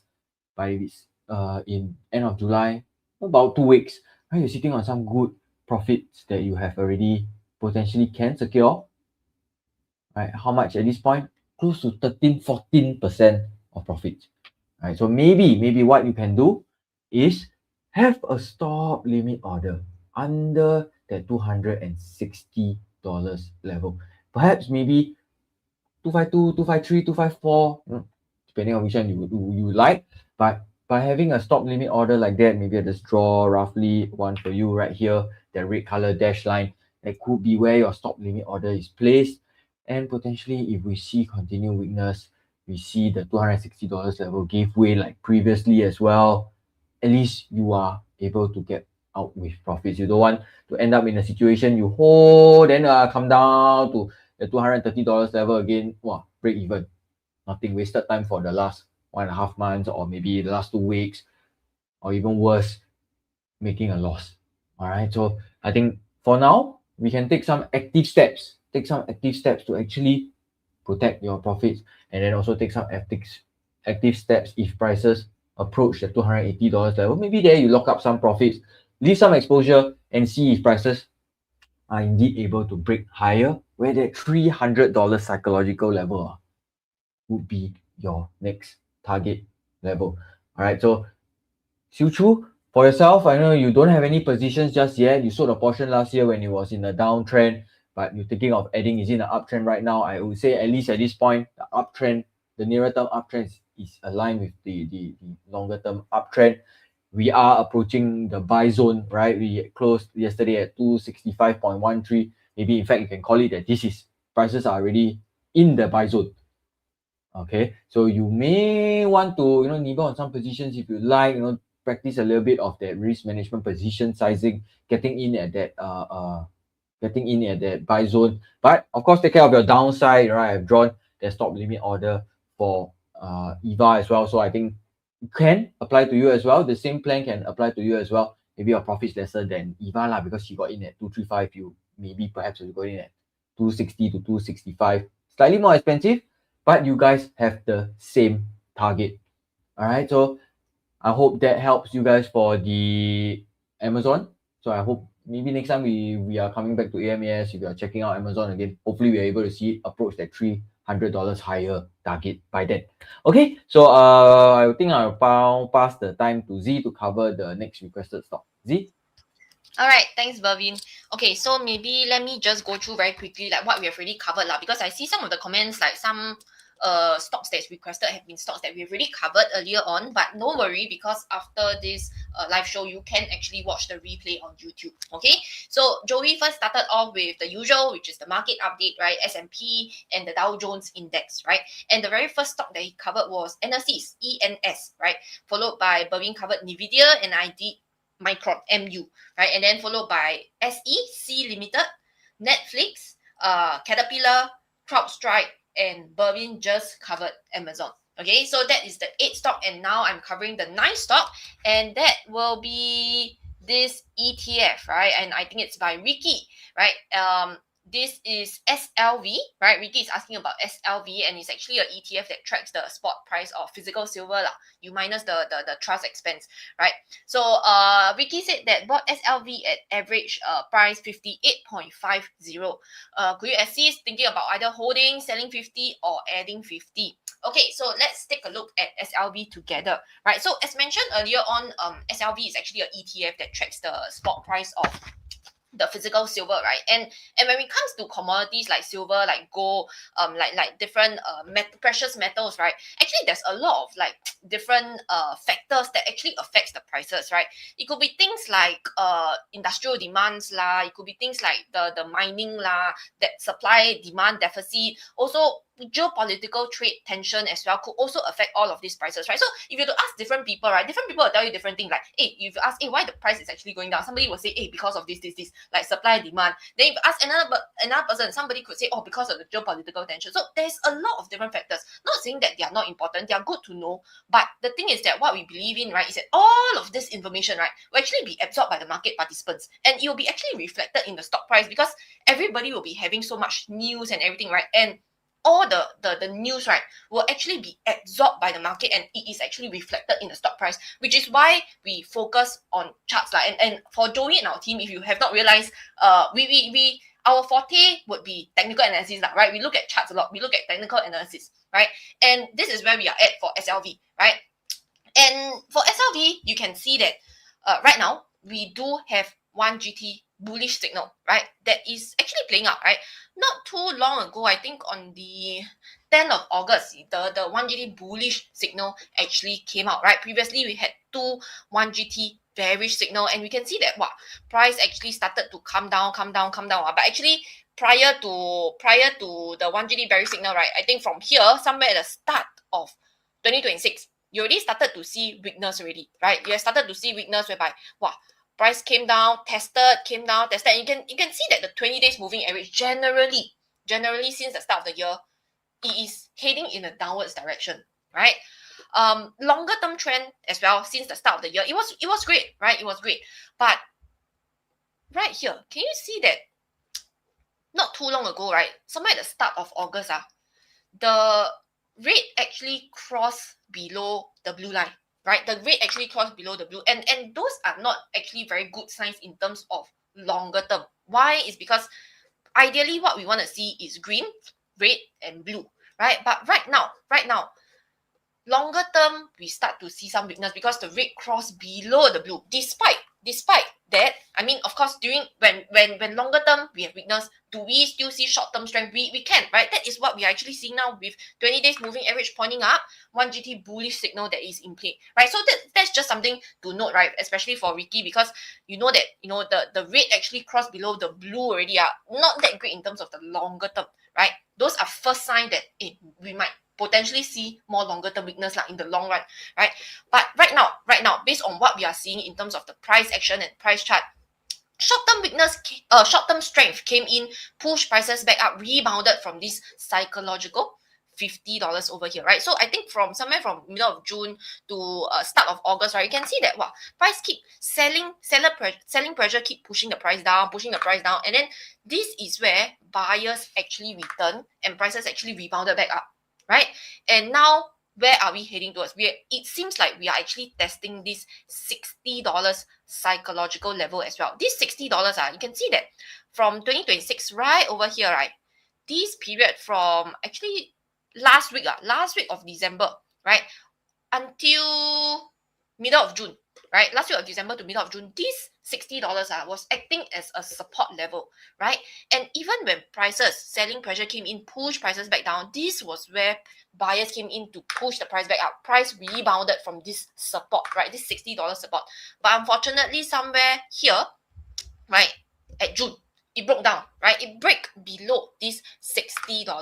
Right now, yesterday, price closed at 58.16, right? And I would say that over the past couple of days, you can see that, is it testing this $60? Definitely, right? It has been testing it, but if you ask me, can it break above this $60? I don't know. But potentially, because we are starting to see strength returning, right, in terms of the short term, nearer term, right? So if the $60 were to be broken and prices is actually able to hold above the $60, because I see that your average cost price, as you mentioned, right, is 58.50, right? And you are thinking about either holding, selling, or add, like either one of this action, right? Because you can either hold, you can either sell, or you can either add only, right? I mean, the worst case is we don't do anything, we just ignore it, right? So now with this situation, right, if prices, like I mentioned, is able to break and hold above the $60, right, that is where perhaps if you are convicted in silver, right? Because some of our mentees or our clients that we spoke to, right, they think that, hey, they want to hold silver for like a very long term, things like that, right? Then perhaps you might want to think about, thinking about adding some position here. But I would say that what I would think about, right, would be, first thing, I would want to make sure that the longer term actually doesn't give me this signal first, because red actually crossed below the blue, not too good, right? Not too good in the longer term. Even if you tell me that, hey, I want to hold for longer term one, not say cannot, but when prices are in a long term downtrend, right, that is where funds could actually be locked up, right, for 1 year, 2 years. I don't know how long can the downtrend go, right? So if you do think about, wanting to add, right, I would say that perhaps this is some of the levels that you can consider, but make sure to also think about the opportunity cost that comes with it, because if the long-term downtrend were to continue, then that's where perhaps funds could be stuck, right?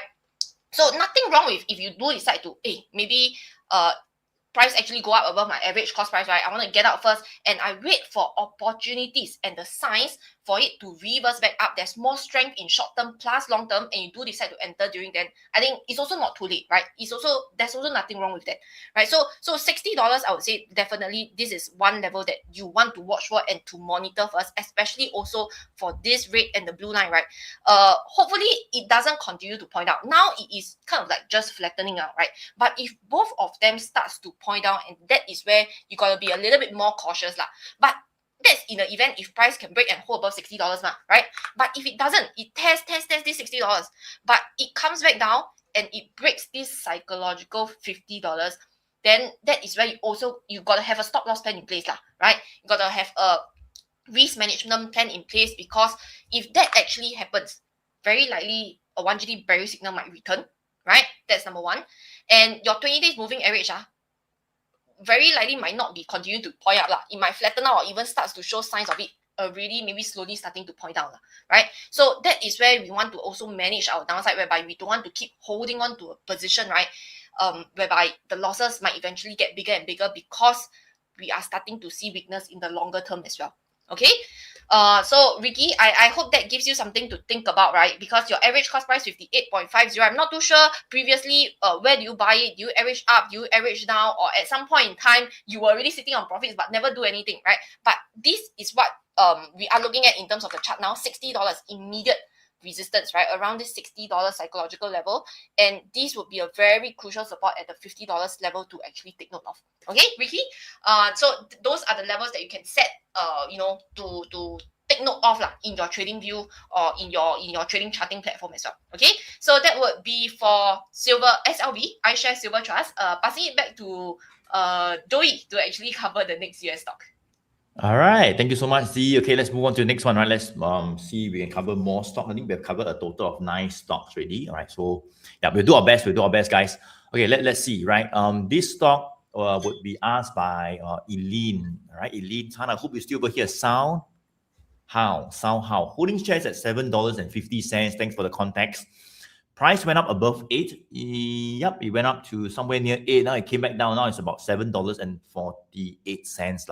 All right, so you got in at about 7.50. Now it's 7.48. Okay, about 2 cents lower. Okay, now Okay, but fell immediately after. Saw the 1GT bullish signal on 7 August, but moved down after. Should wholesale or buy, or can buy some more, right? Okay, let's take a look at SOUN right now. So you mentioned about the 1GT bullish signal, Eileen. So I believe maybe you have access to the very same tool that I have. You're a graduate of mine as well. Very good, right? Thank you so much for joining us. Now, let's take a look at SOUN. So before we even look at the signals, like you mentioned, all right? Well, let's just keep it simple. Let's take a look at the trend in terms of the longer term first, right? So if you look at the long-term trend, you can see that the red line, the 100 days moving average line, has kind of like went below the blue line somewhere in March, all right, about 5 months back, all right, you can see red below the blue. Now the blue is slightly pointing down, the red also kind of like pointing down. So I would say that this stock is a little bit different from the other stock that I covered just now, like I think like Caterpillar, like Z covered. It was pretty strong uptrend in the longer term. All right, I talked about the very first stock, NSCs as well, ENS, right? The very first stock I covered today.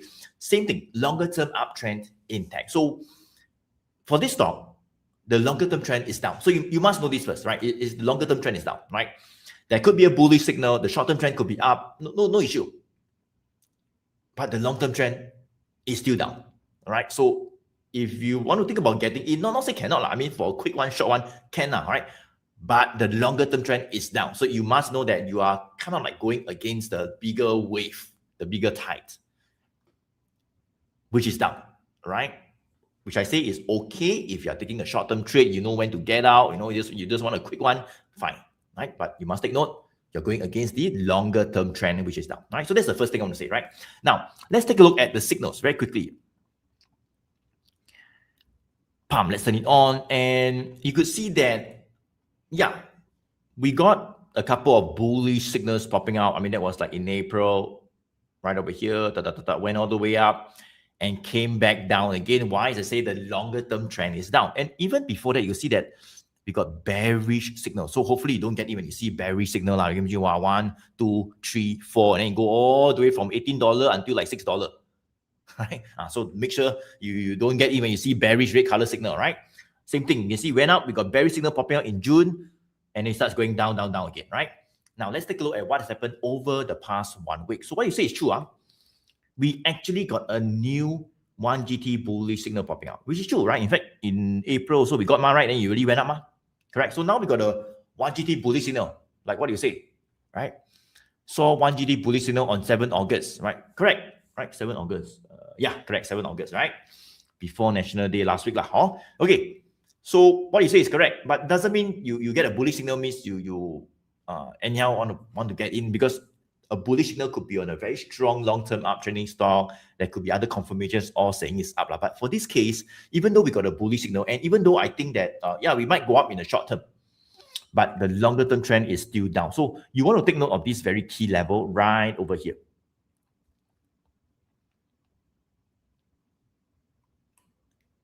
The $10, right? Look at this, right? I mean, this $10 was a very key support level right over here, rebounded.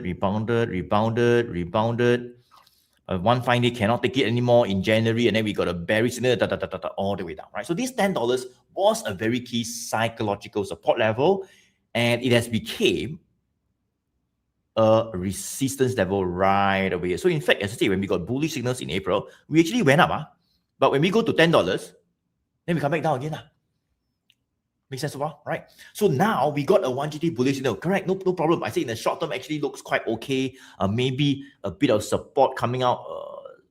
$7 now it's $7.48. So the range is like $7 to $8 long. You see what I'm saying so far, right? 7 to 8, right? If it breaks $8, yup, maybe upside all the way back to that same $10. All right. So you want to take note that Eileen, that because the longer term trend is not really up, so this type you must be clear that what is your trading plan, right? Is it like you just want to buy and keep for 5 year, 10 year? Then I think probably not. I mean, we need more confirmation for the long term kind of investment play, right? But if you say you want to buy for short term, right, because you saw a bullish signal, it's holding above $7, maybe it might break $8, it might push to 9 to 10. You want to take some profit near there? Okay, then it makes sense. That is kind of like a short-term trading plan lah. Makes sense, right? Then I think that's where you could maybe think about getting out near 9 something 10, because I think that's where some selling can appear again, like what we saw previously from April to there. All right, Ken. So back to your question, right? Well, I would say that yeah, you got a 1GD bullish signal. Should you wholesale or buy more? You have already got in. So if you want to have a plan, I mean, if you want to get in near that $7 for a quick trade up, that's possible, right? But just be very careful, because I think that this $6, you can see since March we have been hovering above it, right? And that's a pretty good support level, right? It's a pretty good support level. Rebound. From June also rebound. It went down, came back up again, right? So $6 is quite a good support level. But if we go below $6, so you want to have a plan, right? In case you go below $6, then not so good. You want to have a plan to reduce exposure to get out. Make sense, Papa? All right, Ken.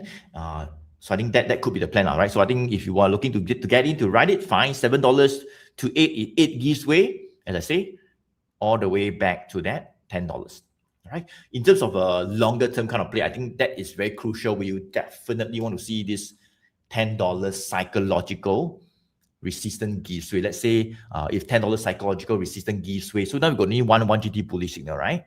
But if we get 2 or 3 bullish signals and the $10 give way, different story.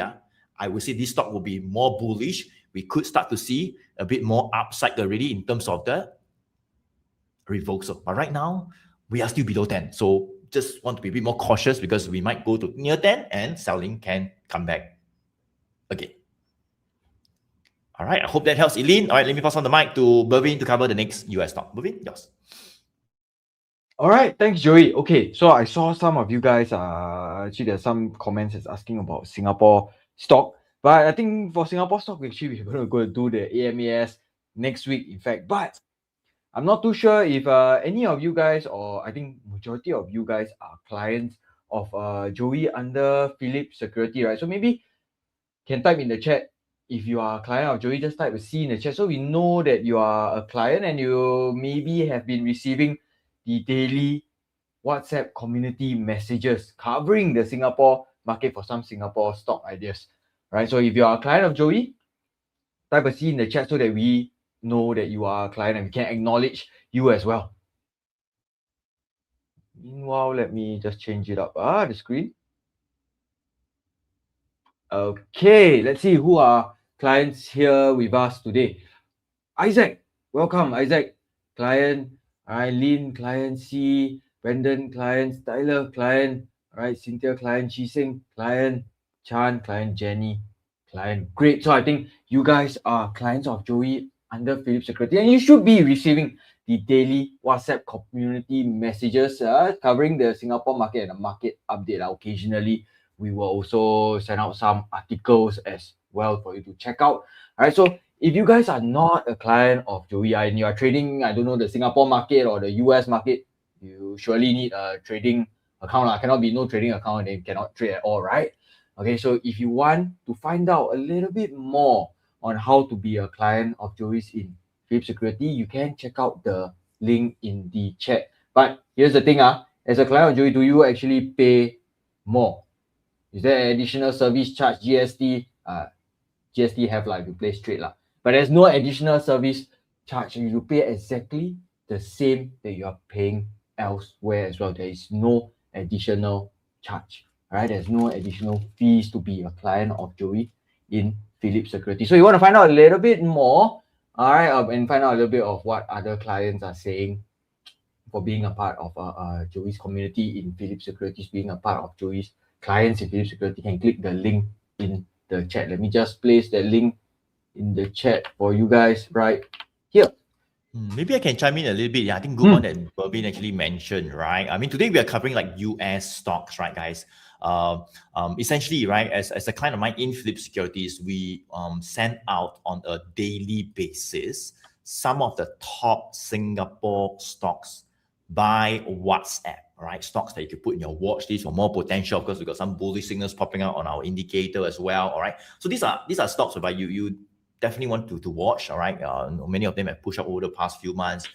We also send out articles. We send out some videos that we we do on a weekly basis as well. You get some of our private trainings as well. All right. So you do not pay anything more. Right. So that's the reason why you want to be a client of mine in Philip Securities, especially, I think, yeah, especially if you're not getting any service from our own brokers. And I do check my team, right? We tend to ask a client, hey, what service are you getting? I mean, why do you want to become a client, right? And most people say, no service lah. They never get any service, right? It's just like a hotline. They just log into an app or a mobile app or online website. Nobody contact them, nobody WhatsApp them, nobody email them, nothing, no training. Don't know who's the person also.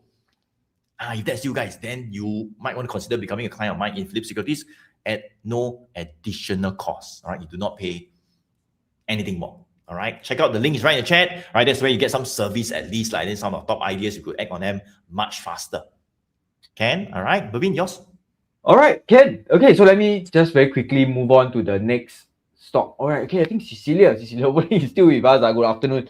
All right, you send this message in the morning. Hi, Joey and team. Please check what is the best buy-in price for HIMS and AAIO based on current momentum. All right, so maybe I will check out AAIO. I haven't checked this counter out before. Right, the name of this counter is Applied Opto Electronics Incorporated. Wow, that's a mouthful. Okay, so if you are looking at AAIO right now on the screen, what is the first thing that pop out? I think maybe you are actually seeing the same thing as me, that 1 GT bullish signal that actually came out on the 4th of August. 4th of August, new 1 GT green color bullish signal. Right, the red and blue line, the longer term moving averages, this point is pointing up. See a little bit of reversal, a little bit of trend reversal, at least in the nearer term, rebounding from that very firm support of about 80 to maybe $85, right? Rebounded from there in March. Right? Found some strength, push up as high as $220. So if you're seeing this, if you're seeing this very, very clearly, from this first 1 GT bullish, or the last 1 GT bullish signal in April, all the way up to the high, 77%. If you just scroll back all the way here, right, from December 2025 all the way up to its high, okay lah, we say all the way to the 1 GT bearish signal, 300% in gain. So you basically ride out all the way in, sell until you see the 1 GT bearish signal, and then you sell, still 300% in gains. Okay, that's still a very, very respectable gain. But of course, that's in the past. We cannot rewind and go back to there. But at least now we have a new 1 GT bullish signal again. Could this be the sign that the momentum is starting to pick up once more? Right, currently we are still consolidating, I would say. Unfortunately, consolidating under that 140, maybe that 140 to maybe the 145 level, that resistance, that immediate resistance.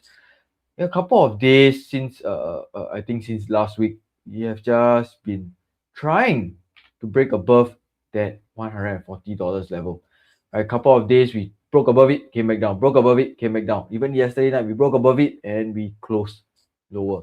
So I'm not too sure, in the next couple of days, maybe even tonight, if we're indeed able to push past, break past the $140 level to actually resume that next phase of that uptrend back towards that $220 level. But in the nearer term, right, Cecilia, that 20 days moving average is showing some signs of strength. Right, started to point or started to reverse back up, slow upwards again. That is a good sign that at least in the near term we have buying interest present. All right, so I think for AAIO, I think the first thing you got to do before we proceed any further would be to set up some alerts, maybe at the $150 level. All right, maybe 150, 152. I think that's a good level to set to actually see if prices are able to push higher, close above their resistance, and more importantly, hold above it.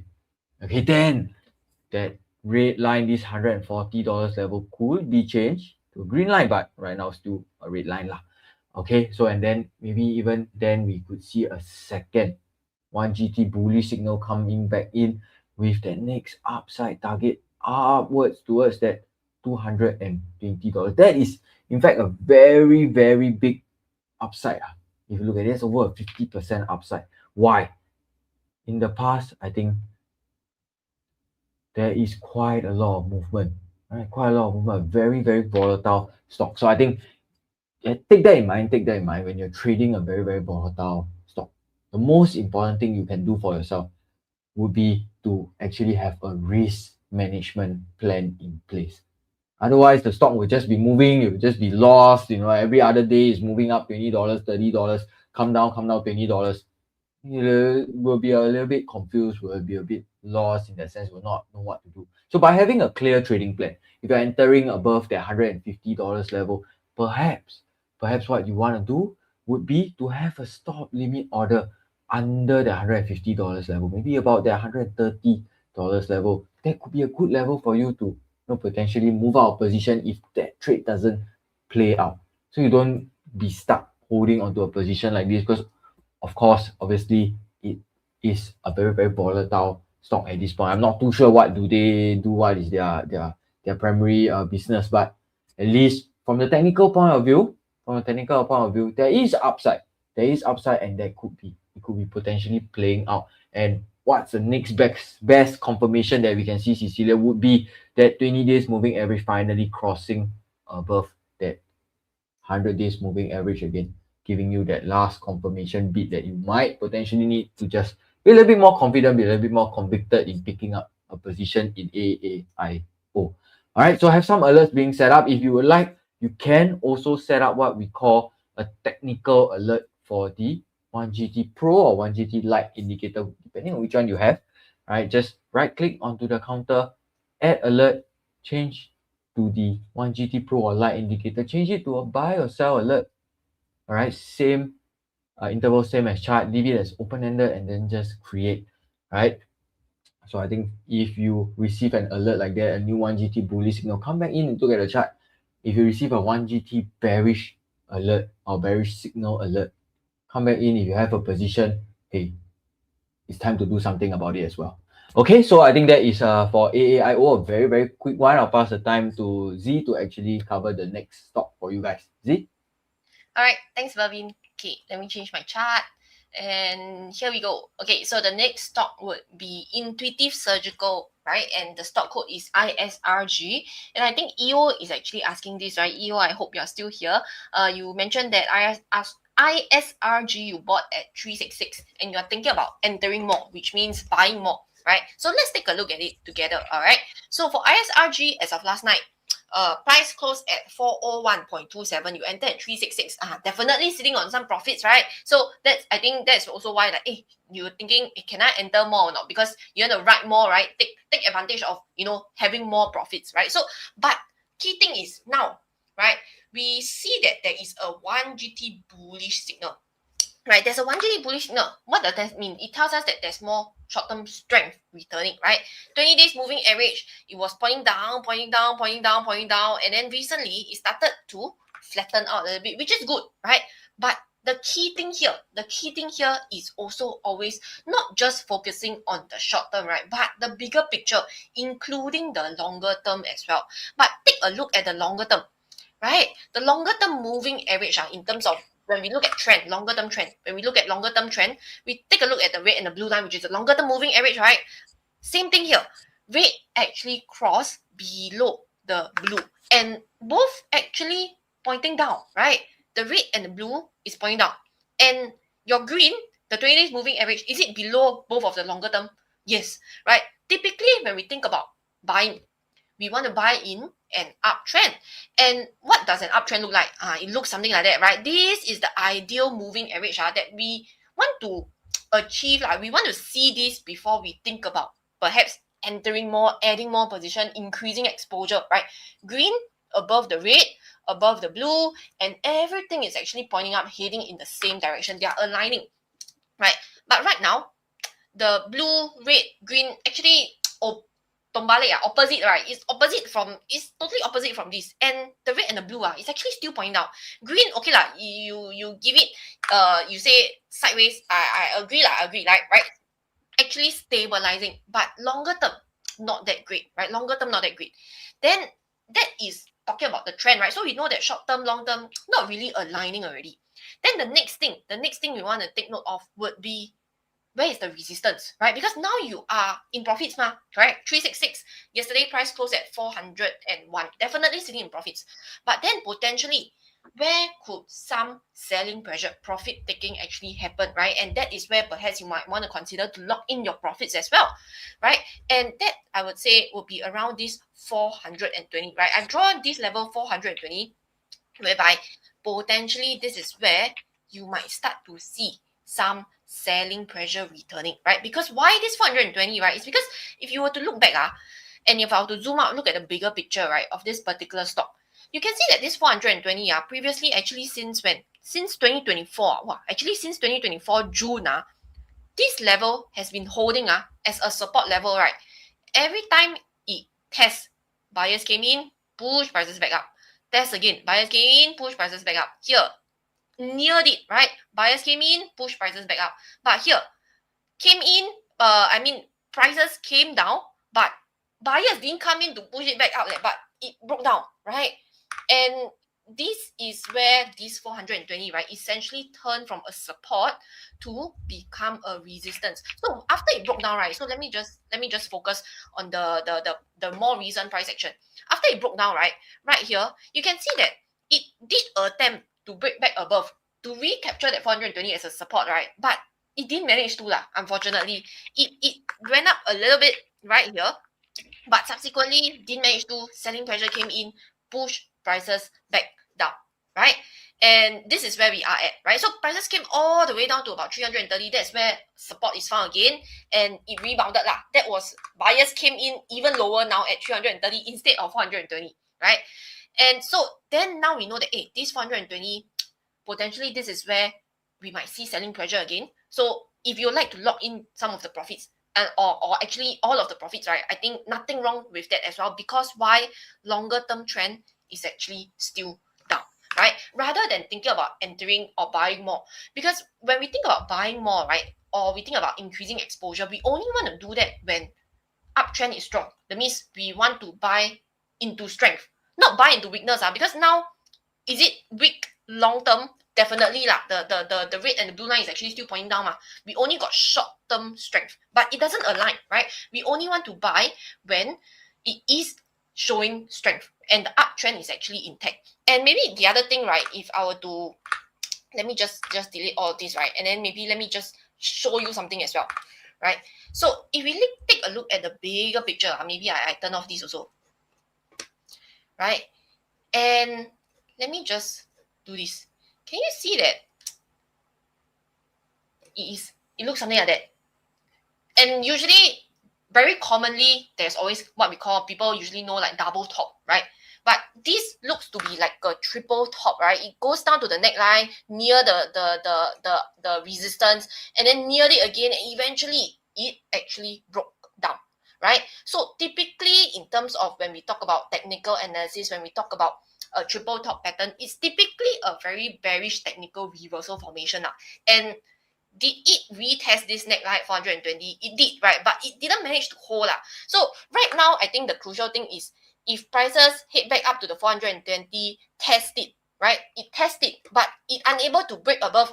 You know that perhaps this downtrend, it seems to be, having more weakness coming back to this particular stock, right? But also, of course, make sure to manage your downside risk, because if this goes up and come down and retest this 330 where buyers previously came in, but it didn't manage to support, then definitely you know that perhaps that is where, your 1GT bearish signal, bullish signal, might no longer be valid.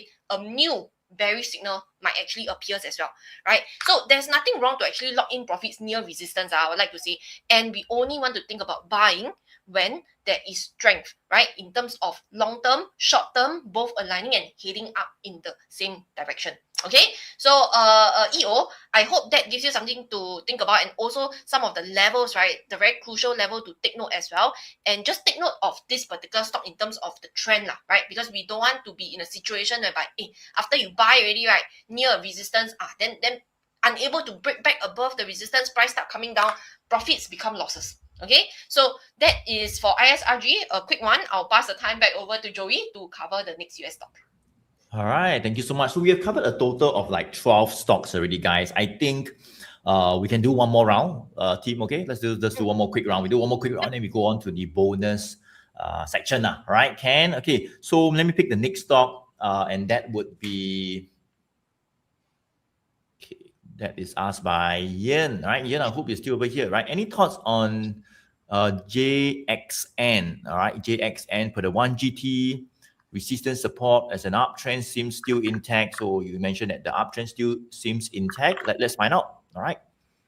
Accumulate more for dividends or take some profits. All right. Thank you so much for giving us a bit of context. Right. Average cost 46.9 and $24. So I think in this case it will be 46. Now the Jackson Financial JXN is like about $134. So if you got it at 46 or 20 something, right, that will be very good, very good. Okay, let's take a look at what it looks like right now. So you can see for Jackson Financial, very quickly, long-term trend up, right? No issues. Look at the red and the blue line. We have been talking about it, right? In fact, for the previous stock I talked about just now, the long-term trend was down, right? I mentioned you want to be careful if it's down, right?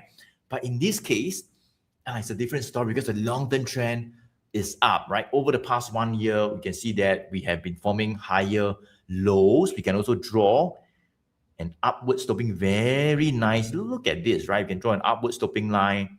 Let's remove the 3 moving averages.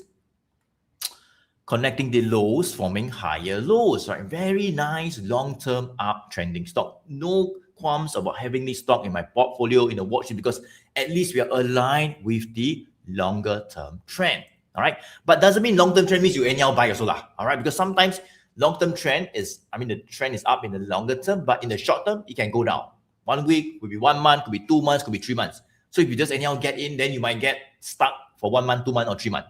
Make sense? We want to get in when there are higher odds of winning, when there's higher winning probability. So let's take a look as to when that will be. Well, so you can see that we want to wait for the short-term trend, the green line, to turn up, right? You can see over the past 1 month plus, since July, the green line was like down, flat, but seems like in July it started to point up, up. Let's turn on the bullish and bearish signals, right? From the very first box right over here to see if there are other confirmations on top of the short-term trend turning up and also the long-term trend that is already up, right? Turn it on.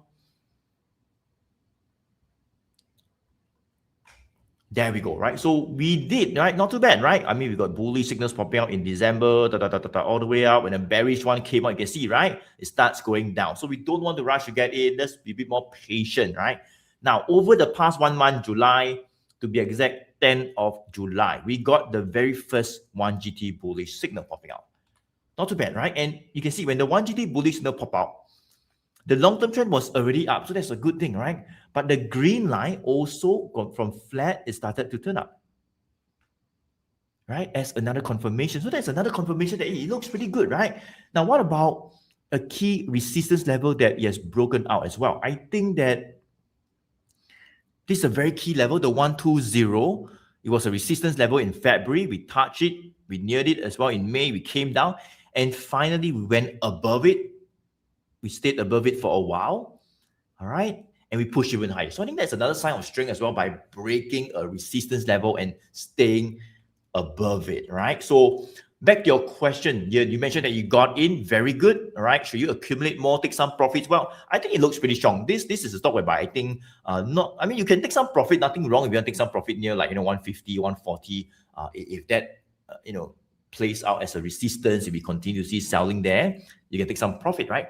But normally for a strong stock, we don't want to take profits too early as well because we want to maximize our profits in an uptrend. But if we can go up some more, why you want to sell, right? So it looks good, right? It looks good. So continue riding it. In fact, I think maybe you could even think about entering more, even though you got it a bit cheaper. Now it might be a bit more expensive, right? And then you might think that if now you enter, don't make sense because it's more expensive, right?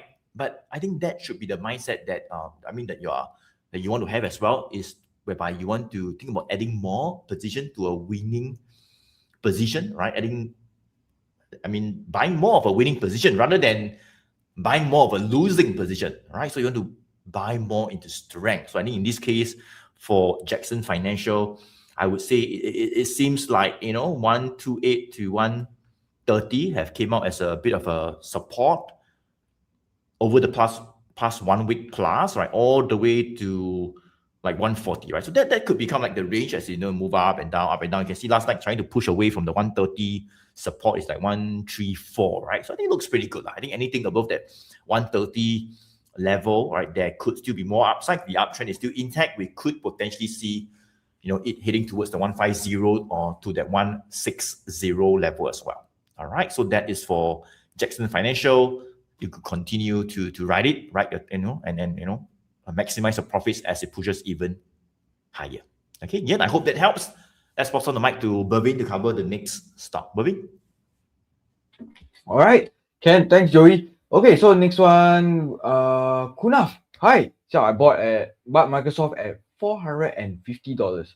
Now hold or to add more. Okay, I think Microsoft was one of the stocks that recently actually showed some strength, right? It showed some strength right there. We have two 1GT bullish signals that have actually showed up, and that 20 days moving average have crossed both the 100 days and 200 days moving average, and that 100 days moving average have started to slope up as well. I think this is on the backs of the earnings showing that, you know, the capex spending for AI is there, and then their margin, their revenues is also going up.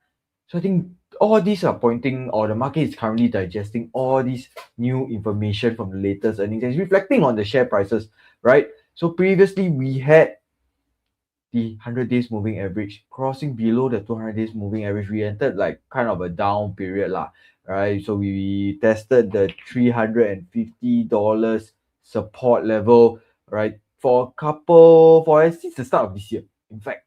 All right, tested it a couple of times, having that resistance at a $470 level. Finally, we were able to break above it on the 31st of July. On the 31st of July, the last day of July, we finally tested the $470 level, broke above it, opened higher the next week. All right, so right now, Kunaf, I think you have bought it at the $450 level. A little bit of a risky move, all right, buying close to a resistance, but it played out. All right, played out in your favor, all right? So right now you're sitting on some profits and you're thinking, is it time to actually add more positions? Right now, last night we have closed around the 490, close to that $500 level. That is currently the immediate resistance, right? That's the immediate resistance. We consolidated, we had support, we had buying pressure pick up as in September when we were at this level. So right now we are close to this level again with some signs of bullishness, but definitely if we have that 100 days, 200 days moving average, you know, more in line, pointing up, both of them pointing out right now, that 200 days moving average is still currently pointing out. I think that gives you a little bit more conviction. But we have two 1GT bullish signals. We have a support potentially sitting right there at that $470 level. I think perhaps if we are able to break above that $500 level, I think in fact you can even consider to accumulate on the way up. But right now we are much more closer to the resistance level. You previously took a risk, it played out. Do you want to take the same risk again right now, you know, buying under a resistance? See if, you know, prices are indeed able to break even higher, closer to, or even push towards that $540 level, which is the high. All right, so I think you already have a position. So I think you can afford to wait a little bit longer to see if indeed we are able to find a new higher support. And then that's where I think you can position yourself for much better entry to ride out the next phase or the reversal of the uptrend. But if you want to take some profits, in fact, your $450 position, take some profits closer to the current level, close to the $500 level. I think that is even on the table, right? It's in the cards for you. You are sitting on some profits. Do you see that continued momentum actually play out? I think nobody can tell you for certain. So nothing wrong to actually take a little bit of that money off the table, enjoy those profits. If you need break above that $500 level, hey, you can actually reposition yourself for a new entry. Right? Nobody say that you sell already, you cannot buy back. Okay, so I think that is a rough plan for Microsoft. I think we're still seeing a very, very early phase of that new uptrend or that reversal into the uptrend play out. I think it still continue to be worthy to put it on your watch list, to have it, on the side to actually watch as well. I think it's still one of the mega cap companies around, right? Basically leads the market as well. You want to actually keep your eyes on it. All right, so I think that is a very quick one for Microsoft. I'll pass the time now to Z to cover the last requested stock for today. Z? All right, thank you, Bavin. Okay, so the last stock, right, that maybe you'll cover from you guys will be by Suresh, right? And this stock is Hewlett Packard Enterprise, right? HPE.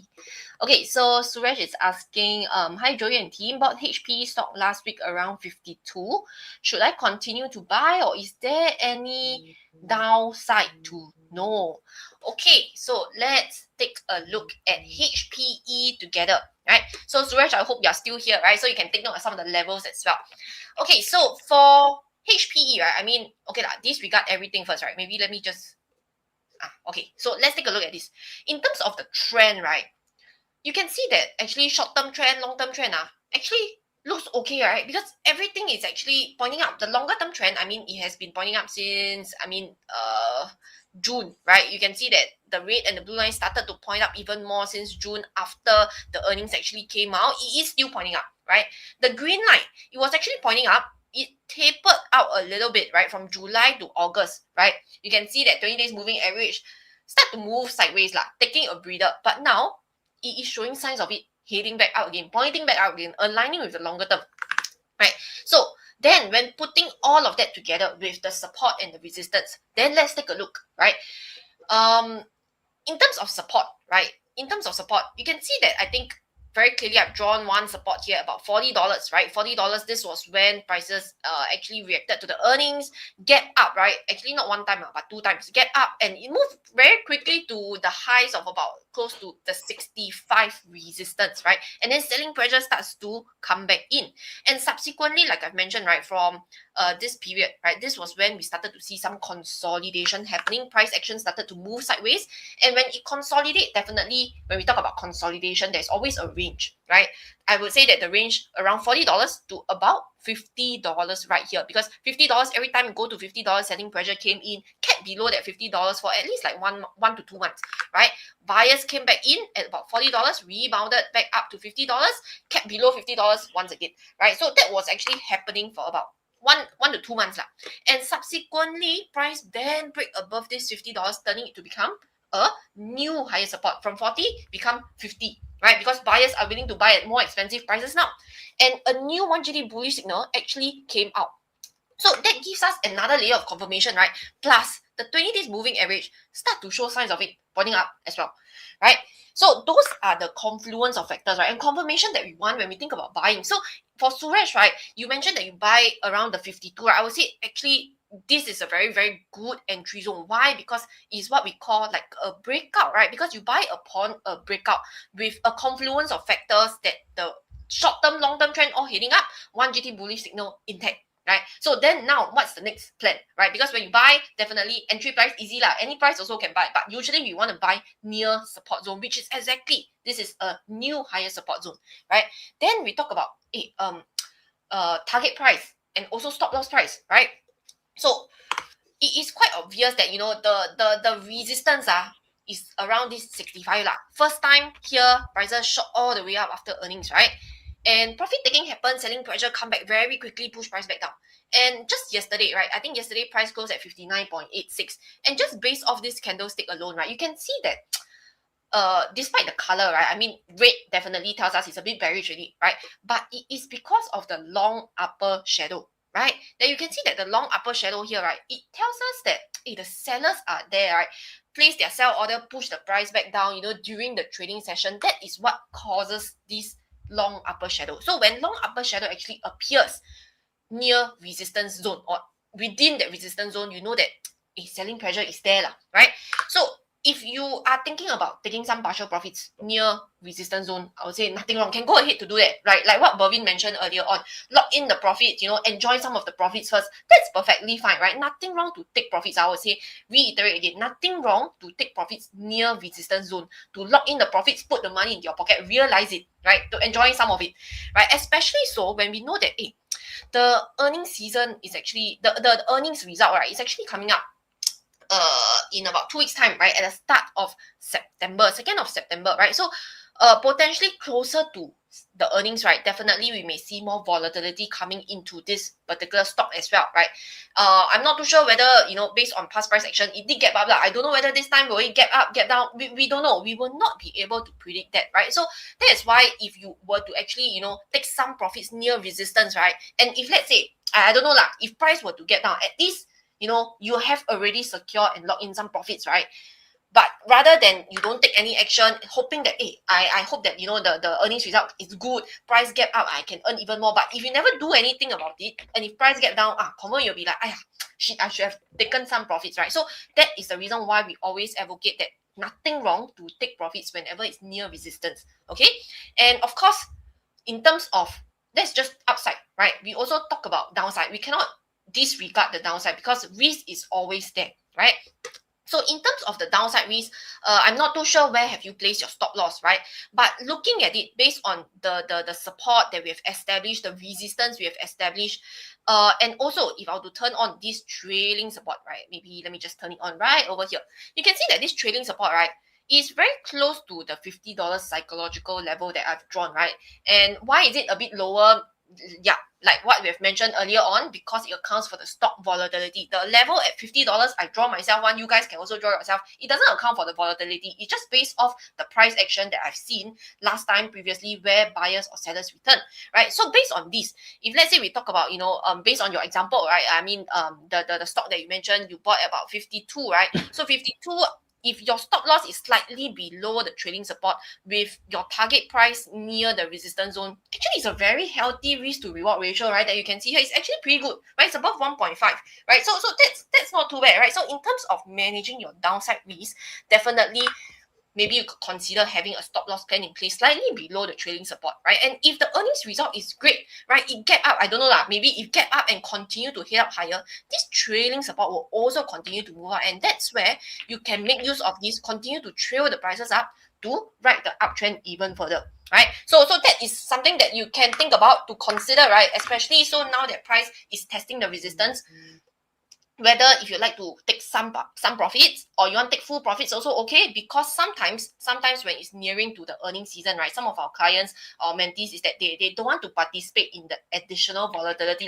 They cannot take it, right? Because at the end of the day, it really depends on individual risk appetite. So if you do not want the additional volatility, nothing wrong to take full profits near here as well, right? So as mentioned, if price able to break and hold above it, is there a new higher support being found? Is there a new potential zone, right, that we can look to position ourselves for entry again? That is also fine, right? So it really depends, right? Suresh, what is your risk appetite? And based on what I've analyzed earlier on in terms of support resistance, those are the levels that you can take note of. And also make sure you can also make use of this trailing support.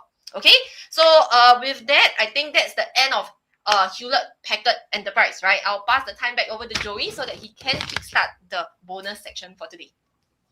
All right, thank you so much. And there we have it, guys. We have covered a total of like 15 US stocks today. We covered the markets as well. So, very sorry, guys, that we cannot cover, there's like more than 40, 50 over US stocks. Very sorry we cannot cover all of it. You can see that we try our best. All right, but each time we try to do about 12 to 15. So, today, right, we covered like, okay, let me just do a quick roundup of what we have covered, right? The first one was the S&P 500 index, the Dow Jones, right? And the first stock that I talked about was NSEs, right? The code is ENS. Not too bad, right? The stock is quite good. Okay, Bervin covered NVDA, Micron, C Limited, Netflix, Caterpillar, CrowdStrike, Amazon, iShares, Silver Trust, SOUN, Applied Optoelectronics, right? That Bervin covered. Z covered Intuitive Surgical, Jackson Financial, not too bad. The one that I mentioned in a pretty good longer term uptrend. We have Microsoft, and Z just covered on Hewlett Packard. All right.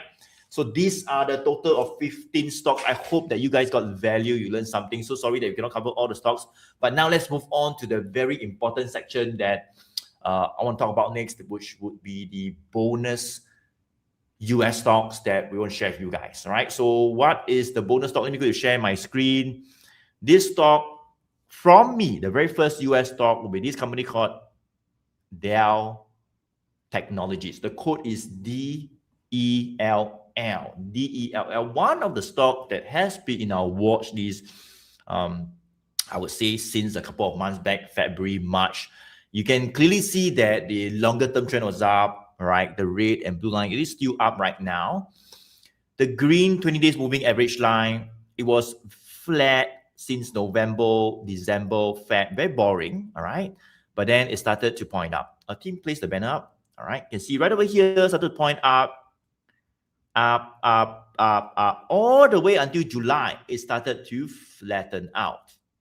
All right. Now, let's take a look if there are any bullish or bearish signals for Dell. As to why did it even come into my watch list a couple of months back? Well, for Dell, you can see that I could turn on the very first box right over here, pump.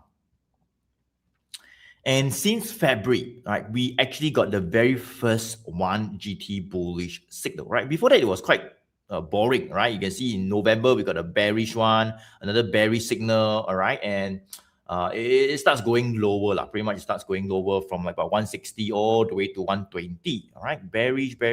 The green line also point down, not so good, right? That's where you want to be a bit more patient, all right? But when the bullish signal actually appeared in February, that's where our eyes widen, all right? We put this in our watch list, get ready to start riding the reversal, to riding the uptrend, all right? And there we go, right? You can see very, very strong rally from that bullish signal, I would say from February all the way to now, all right? I'll talk about where we are right now in a bit, but where we are right now is a 264%, right? 264% in about 5 months, right? 264% in 5 months, right? If you follow the signal, you get in, you rode it, potentially riding even more upside, more than 260% potentially, all right? Now, why do I want to share with you guys this stock? Because what happens was that we got a bullish signal. It started to push up from February all the way to June, right? But over the past 2 months, right, since June, July, August, we were actually consolidating below this resistance and above that support level. I would say 360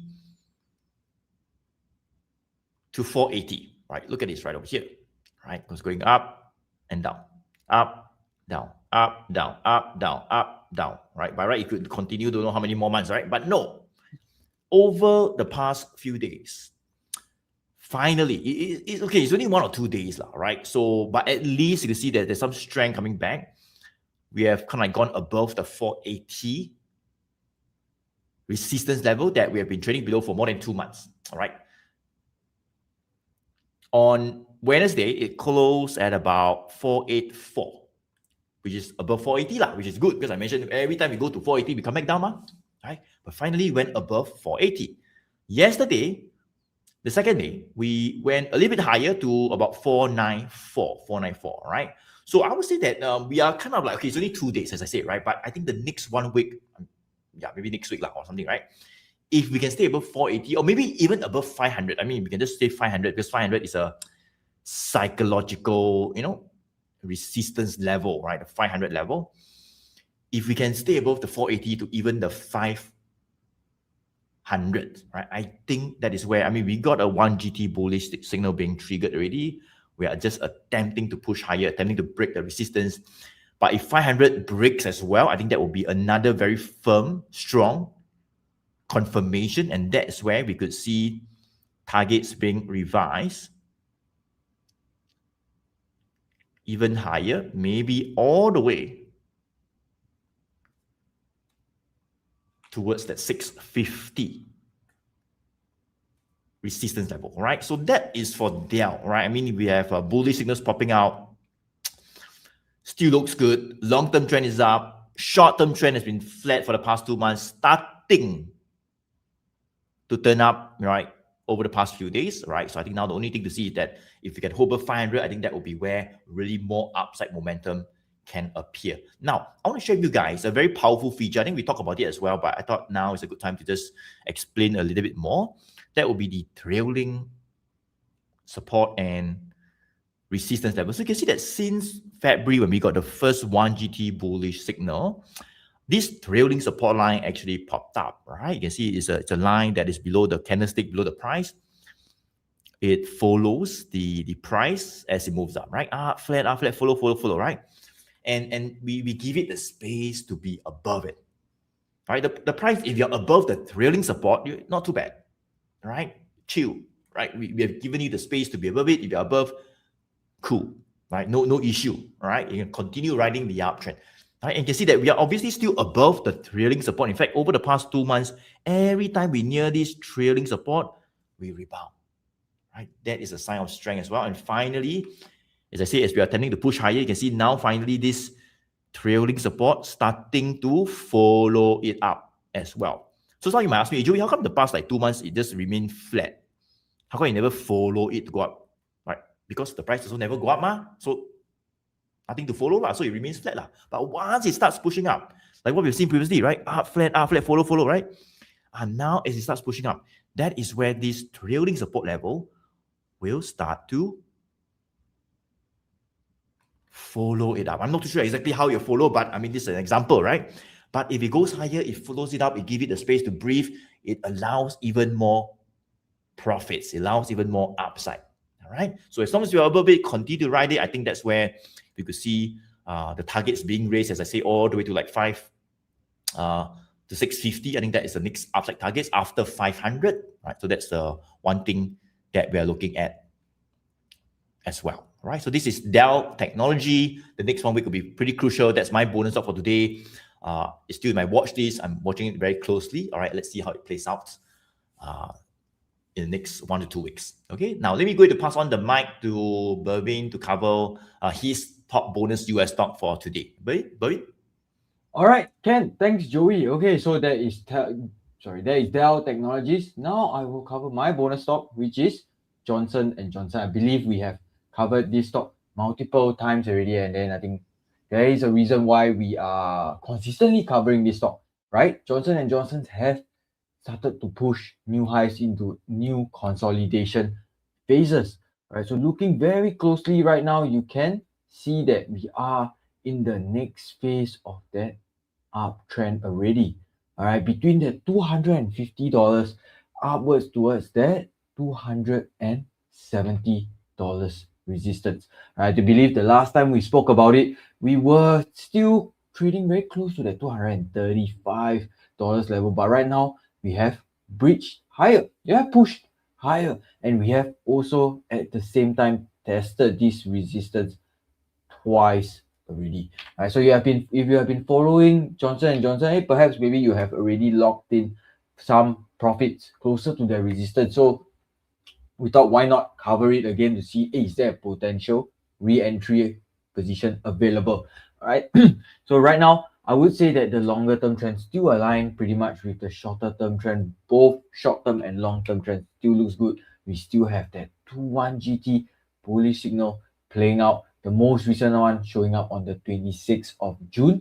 All right, that 20 days moving average previously sloping down slightly as we pulled back from the 270 level, but most recently have started to slope up again. So I think at the current price of $262, the closing price yesterday, I wouldn't think to actually try to get into position, but rather I would like to focus on 2 more important levels as of right now. I would say the first important level would be above that $250 level, maybe upwards towards that $255 level. That is where we had seen selling or buying pressure, buying interest came back the last few times as well, even on the 3rd and on the 4th of August. The other level that maybe you want to note down as well would be above that $270 level, even upwards to $275 level. If prices are very clearly able to break and hold above this level, not like this day right here, where you actually see prices break, but not able to actually hold above, actually came below the $270, closed below it as well.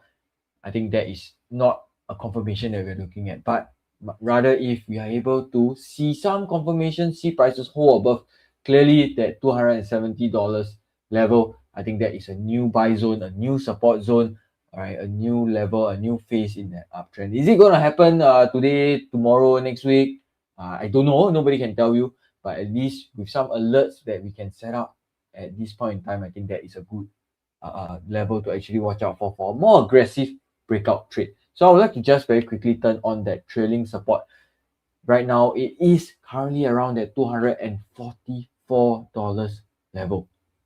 So you have been holding on to, if you have been holding on to Johnson & Johnson for a while, you may want to take note that this trailing support that Joey have just explained takes into account that volatility of that stock, and we have been holding above this trailing support for quite a while now. And if you like to use it to actually set some stop limit orders, all right, to get out of position if that trend or that trend in the nearer term breaks down below that trailing support, use it as a reference for your stop limit order to still get out with profits even amidst like weakness in the nearer term, because we don't know when will that happen. But as of yesterday's close, do not see much weakness going on. A little bit of a sideways consolidation, which is healthy for a move up like this as well. So I think for now, Johnson & Johnson still remains one of our top stocks that is in our watch list. I think we can continue to monitor it very, very closely as well. And if you like to get in on some position, do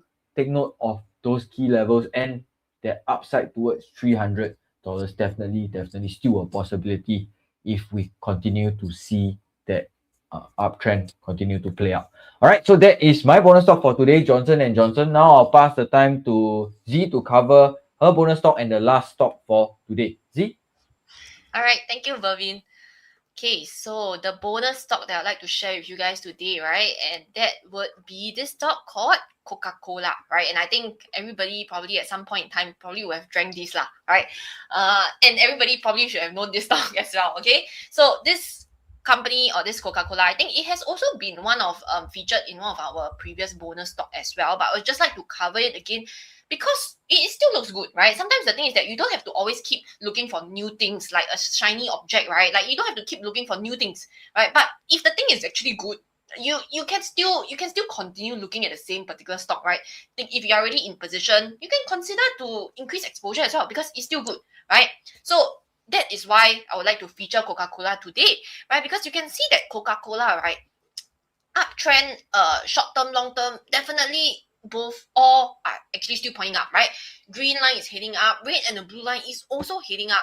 We have 1GT bullish signal that is actually still in play. I think the bullish signal came out in June, right? And it is still valid, right? There's no bearish signal yet.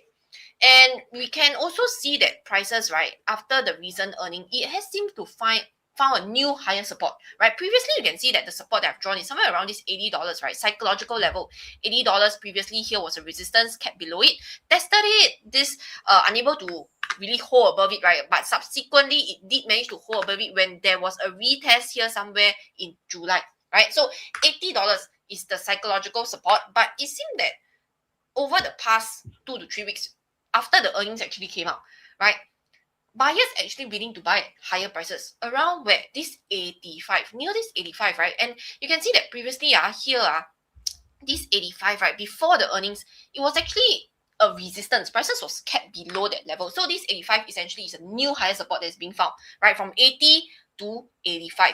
And it is also pretty clear that the resistance is around this $90, right? $90 based on the candlestick, you can also see same thing like what I've mentioned earlier on, right? A candlestick with a very long upper shadow at resistance zone is where it tells you that if sellers are there, profit taking would likely come back if prices will head back to that level. Even though this is a green candlestick, because of the fact that the upper shadow is extremely long, we know that selling pressure is present here, right? So right now, price is at about 87.42 as of yesterday's market close, right? And it's a bit in the middle of nowhere, right? Because you see, it is somewhere in the middle between 90, between 85. So usually we won't like to rush. Like you don't want to, even though the stock is in an uptrend, we also want to buy when it is near support zone, right? Not saying that it's in the middle of nowhere, faster I go and buy, or maybe it's continuing heading up to a resistance, I go and buy, right, at the resistance zone. Then that's usually what happens when people buy near resistance, right? The next day, then they always say, after I buy already, the stock always come down, right? So we want to position ourselves for entry near support level, right? So as I mentioned, around this 85, it seems like, over the past couple of times when this level is being tested, right? 1 time, 2 time here, this 85 actually holds, it still holds, right? This 85 have become what we call a new higher support, right? So this would be a zone that perhaps we might want to set some price alert. You can see I already set my price alert here. So if this level is being retested again, the more times it's being tested, the more weight you want to give it, right? This could be a potential zone for entry whereby, if prices were to head back to that level, that's where you can potentially think about positioning yourself for entry, right? But that being said, that's just the entry, right? Entry is easy. But what about the target and the stop loss leh? Because target is if prices were to head up, where can we potentially take our profits, right? That is near the $90, right? Based on the sell zone that we have established. And in terms of, stop loss, what about stop loss? Stop loss could be typically a general rule of thumb, maybe 2 to 3% below a support level to manage your downside, right? Because if prices are unable to hold above the 85, potentially where could it be heading towards? Usually we will look towards the previous support, and the previous support is around that $80.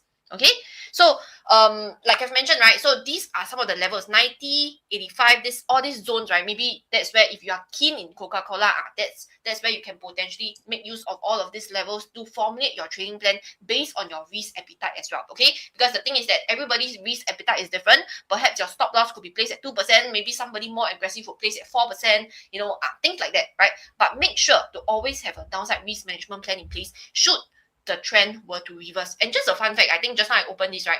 And by the way, Coca-Cola, this is a stock that has been held by Warren Buffett since 1988. Just fun fact, like if you like Coca-Cola, you like Warren Buffett, this is just a fun fact for you to know. Okay, so with that, I think Coca-Cola definitely still look pretty bullish. Those are the levels to take note of, and if you like, you can put it into your watch list as well. Okay, so that is for Coca-Cola. And I think I've come to the end of my analysis for this bonus stock. I'll pass my time back over to Joey so that he can actually close off today's session. All right, thank you so much, Z. All right, and there we have it, guys. We have shared a total of 3 bonus stock with you guys. All right, and the very first bonus stock that I shared would be Dell, right? DELL, Dell. Bervin talked on Johnson & Johnson, J&J, and Z just covered on Coca-Cola, KO, right? So I hope that you guys got value. As I say, very sorry that we cannot cover all the US stocks. There's more than 40, 50 over US stocks. Really appreciate you guys still joining us over here. All right, let us know type of V for value, guys. If you got value, especially if we covered your stock, V for value, let me know. I think some very kind words as well. Melina, great session by the 3-1 GT Angels. Really appreciate the high quality AMAS sessions. Really appreciate you joining us. Thanks for your very kind, encouraging words, right? For us to do this every week, just to add more value to all of you over here. Thank you so much as well. Let's see, right? We have another comment as well by Aboy Des, right? How to join your WhatsApp group. So basically, Aboy, I believe you're asking about our WhatsApp community whereby we have for our clients. So essentially, I think I mentioned just now as well, I'm a broker in Philips Securities, same like Z, same like Bervin. We're all brokers in Philips Securities. We service as a team of about 10 of us, all right, assisting more than a few thousand clients, all right. And that's where we try to differentiate ourselves, right? We provide value-added service at no additional cost, right? You do not pay anything more, all right? That's where we share some of our top ideas by WhatsApp daily for free, all right? Some of our private training videos, some of our weekly videos, some of our articles, newsletter as well, for free to our clients, right? So the link is right in the chat. Click on this link, all right? Fill up some details. That's where my team will reach out to you, all right? And that's where we'll guide you on how to have a trading account under me in Philips Securities. As I say, especially if you do not get any service from your own broker. All right. If you're getting service from your own broker, then please stay with him or her. Right. I mean, not so easy also like in this line, right? But if you're not getting any service from your own broker, right, like nobody send you anything. You don't even know who the person is, right? It's like a hotline or something, right? Then check it out. The link is right in the chat. That's where we look forward to send you some of our top ideas, all right, by WhatsApp on a daily basis, some of our private trading videos as well, all right? So thank you so much, Ian. Value as well, all right? Yeah, so I think there we have it. I think pretty much that's what I want to say, right, regarding having a trading account under me in Philips Securities. And I think one thing as well by Styler, right? Styler, sorry, I saw your comment on Styler, right? Dear all, in the past 6 months, I observed that attendees for the AMAS US stocks hover kind of like around 150 each session. However, Singapore AMAS, more than 250, sometimes more than 300. Well, thanks for sharing with us that detail. That's what we noticed as well. I think like Singapore, people are, seems to be a bit more popular when we do the AMAS Singapore session, all right? So I think your question is, would we consider allocating some time to add Singapore stocks during the AMAS session? Well, that was what we were actually discussing as a team as well, but we thought to be a bit more focused, because think about it, right? Like for the US right now, we covered about 12 to 15 over stocks. If you to add like Singapore in here, then there'll be lesser US stocks that we can cover, all right? Maybe like 5 or 6, then like half, then a bit like not here, not there. So I think we wanted to be a bit more focused. US is US, Singapore is Singapore, all right? So that we could, just to those who want to join US, they can join the US. Of course, you can join both as well if you want to cover both markets, but just to be a bit more, not so messy in that sense, right? So yeah, we'll continue to think about it again and to see, right? But I think right now we want to keep it a bit more separate in terms of the US and Singapore AMAS session. All right, Ken, anything to add? Bobin and Z, anything to add? I think the one thing that you guys should just take note, because Joey mentioned next week's webinar will be the last webinar for a while. Yep. Right. So because he doesn't run this very often, and it's time consuming lah. It takes a couple of hours each time he do it, and he's doing it completely free. On the next one, next Tuesday at 7:30 p.m. completely free. If you haven't registered for it just yet, go ahead to do it. I think I'll place the link in the chat one more time. I think the link don't go until where already. I think it's all the way up. All right, I'll just put the link one more time in the chat, and then just register for it. So then I think Joey will definitely see you live on the next Tuesday, 7:30 p.m. on Zoom. Okay, so I think that is all for me. Z? Okay, so for me, right, I think I was just looking through all the comments. Thank you so much for all your kind words, right? I think Melina especially as well. And also Cynthia, right, mentioned that thanks Joey's team for the recommendation, save valuable time in finding good investment opportunities. So yeah, I mean, for our boy, right, you are thinking about joining the community. Those are, by our communities, right? Then yeah, so thank you so much, right? Thank you so much for all your kind words and also your support, whereby every week coming to this live, and it just kind of like reaffirm us as to why we are doing what we are doing, right? Because I think this is the whole reason why, for you guys to actually get the knowledge as well, learn together and get additional added value lah, right? So that's what we hope for all of you guys as well. Okay, so yeah, I think that's all from me. Passing it back over to you, Joey. All right. Okay. Thank you so much. I think, yeah, we have come to the end of today's AMAS US session. All right. Really appreciate you guys joining us. Right. We have like more than 80 of you still over here. Ian as well will take 6 hours if you cover both Singapore and US. Exactly. Right. So that's why we want to split it up. I think to be quite tiring to every Friday do 6 hours. Right. 3 hours already quite xiong already. Right. I think but we still do our best. I think people hearing 6 hours also very tired. Yeah, long. Imagine you need to like join us for 6 hours. So we try to keep it short. By right, it's about 1-2 hours, but we actually drag around 10:30 until become like 1:30 already, right? So, but anyway, we hope you got value. I mean, that's the whole important thing, all right? We hope you got value. Attend a free webinar next Tuesday, 18 August, 7:30 p.m. All right. If you have not yet done so that I can't wait to break it all down, share with you guys even more updates, the whole checklist and the whole methodology, the framework that we use every single day. All right. So with that, I think we have come to the end. All right. We'll see you guys. Have a good weekend. We'll see you in next Friday, AMAS. And that's where we'll come back to the Singapore market next Friday. All right. So bye, everyone. Take care. Bye, everyone. Weekend. Thank you. Bye-bye. Have a great weekend ahead.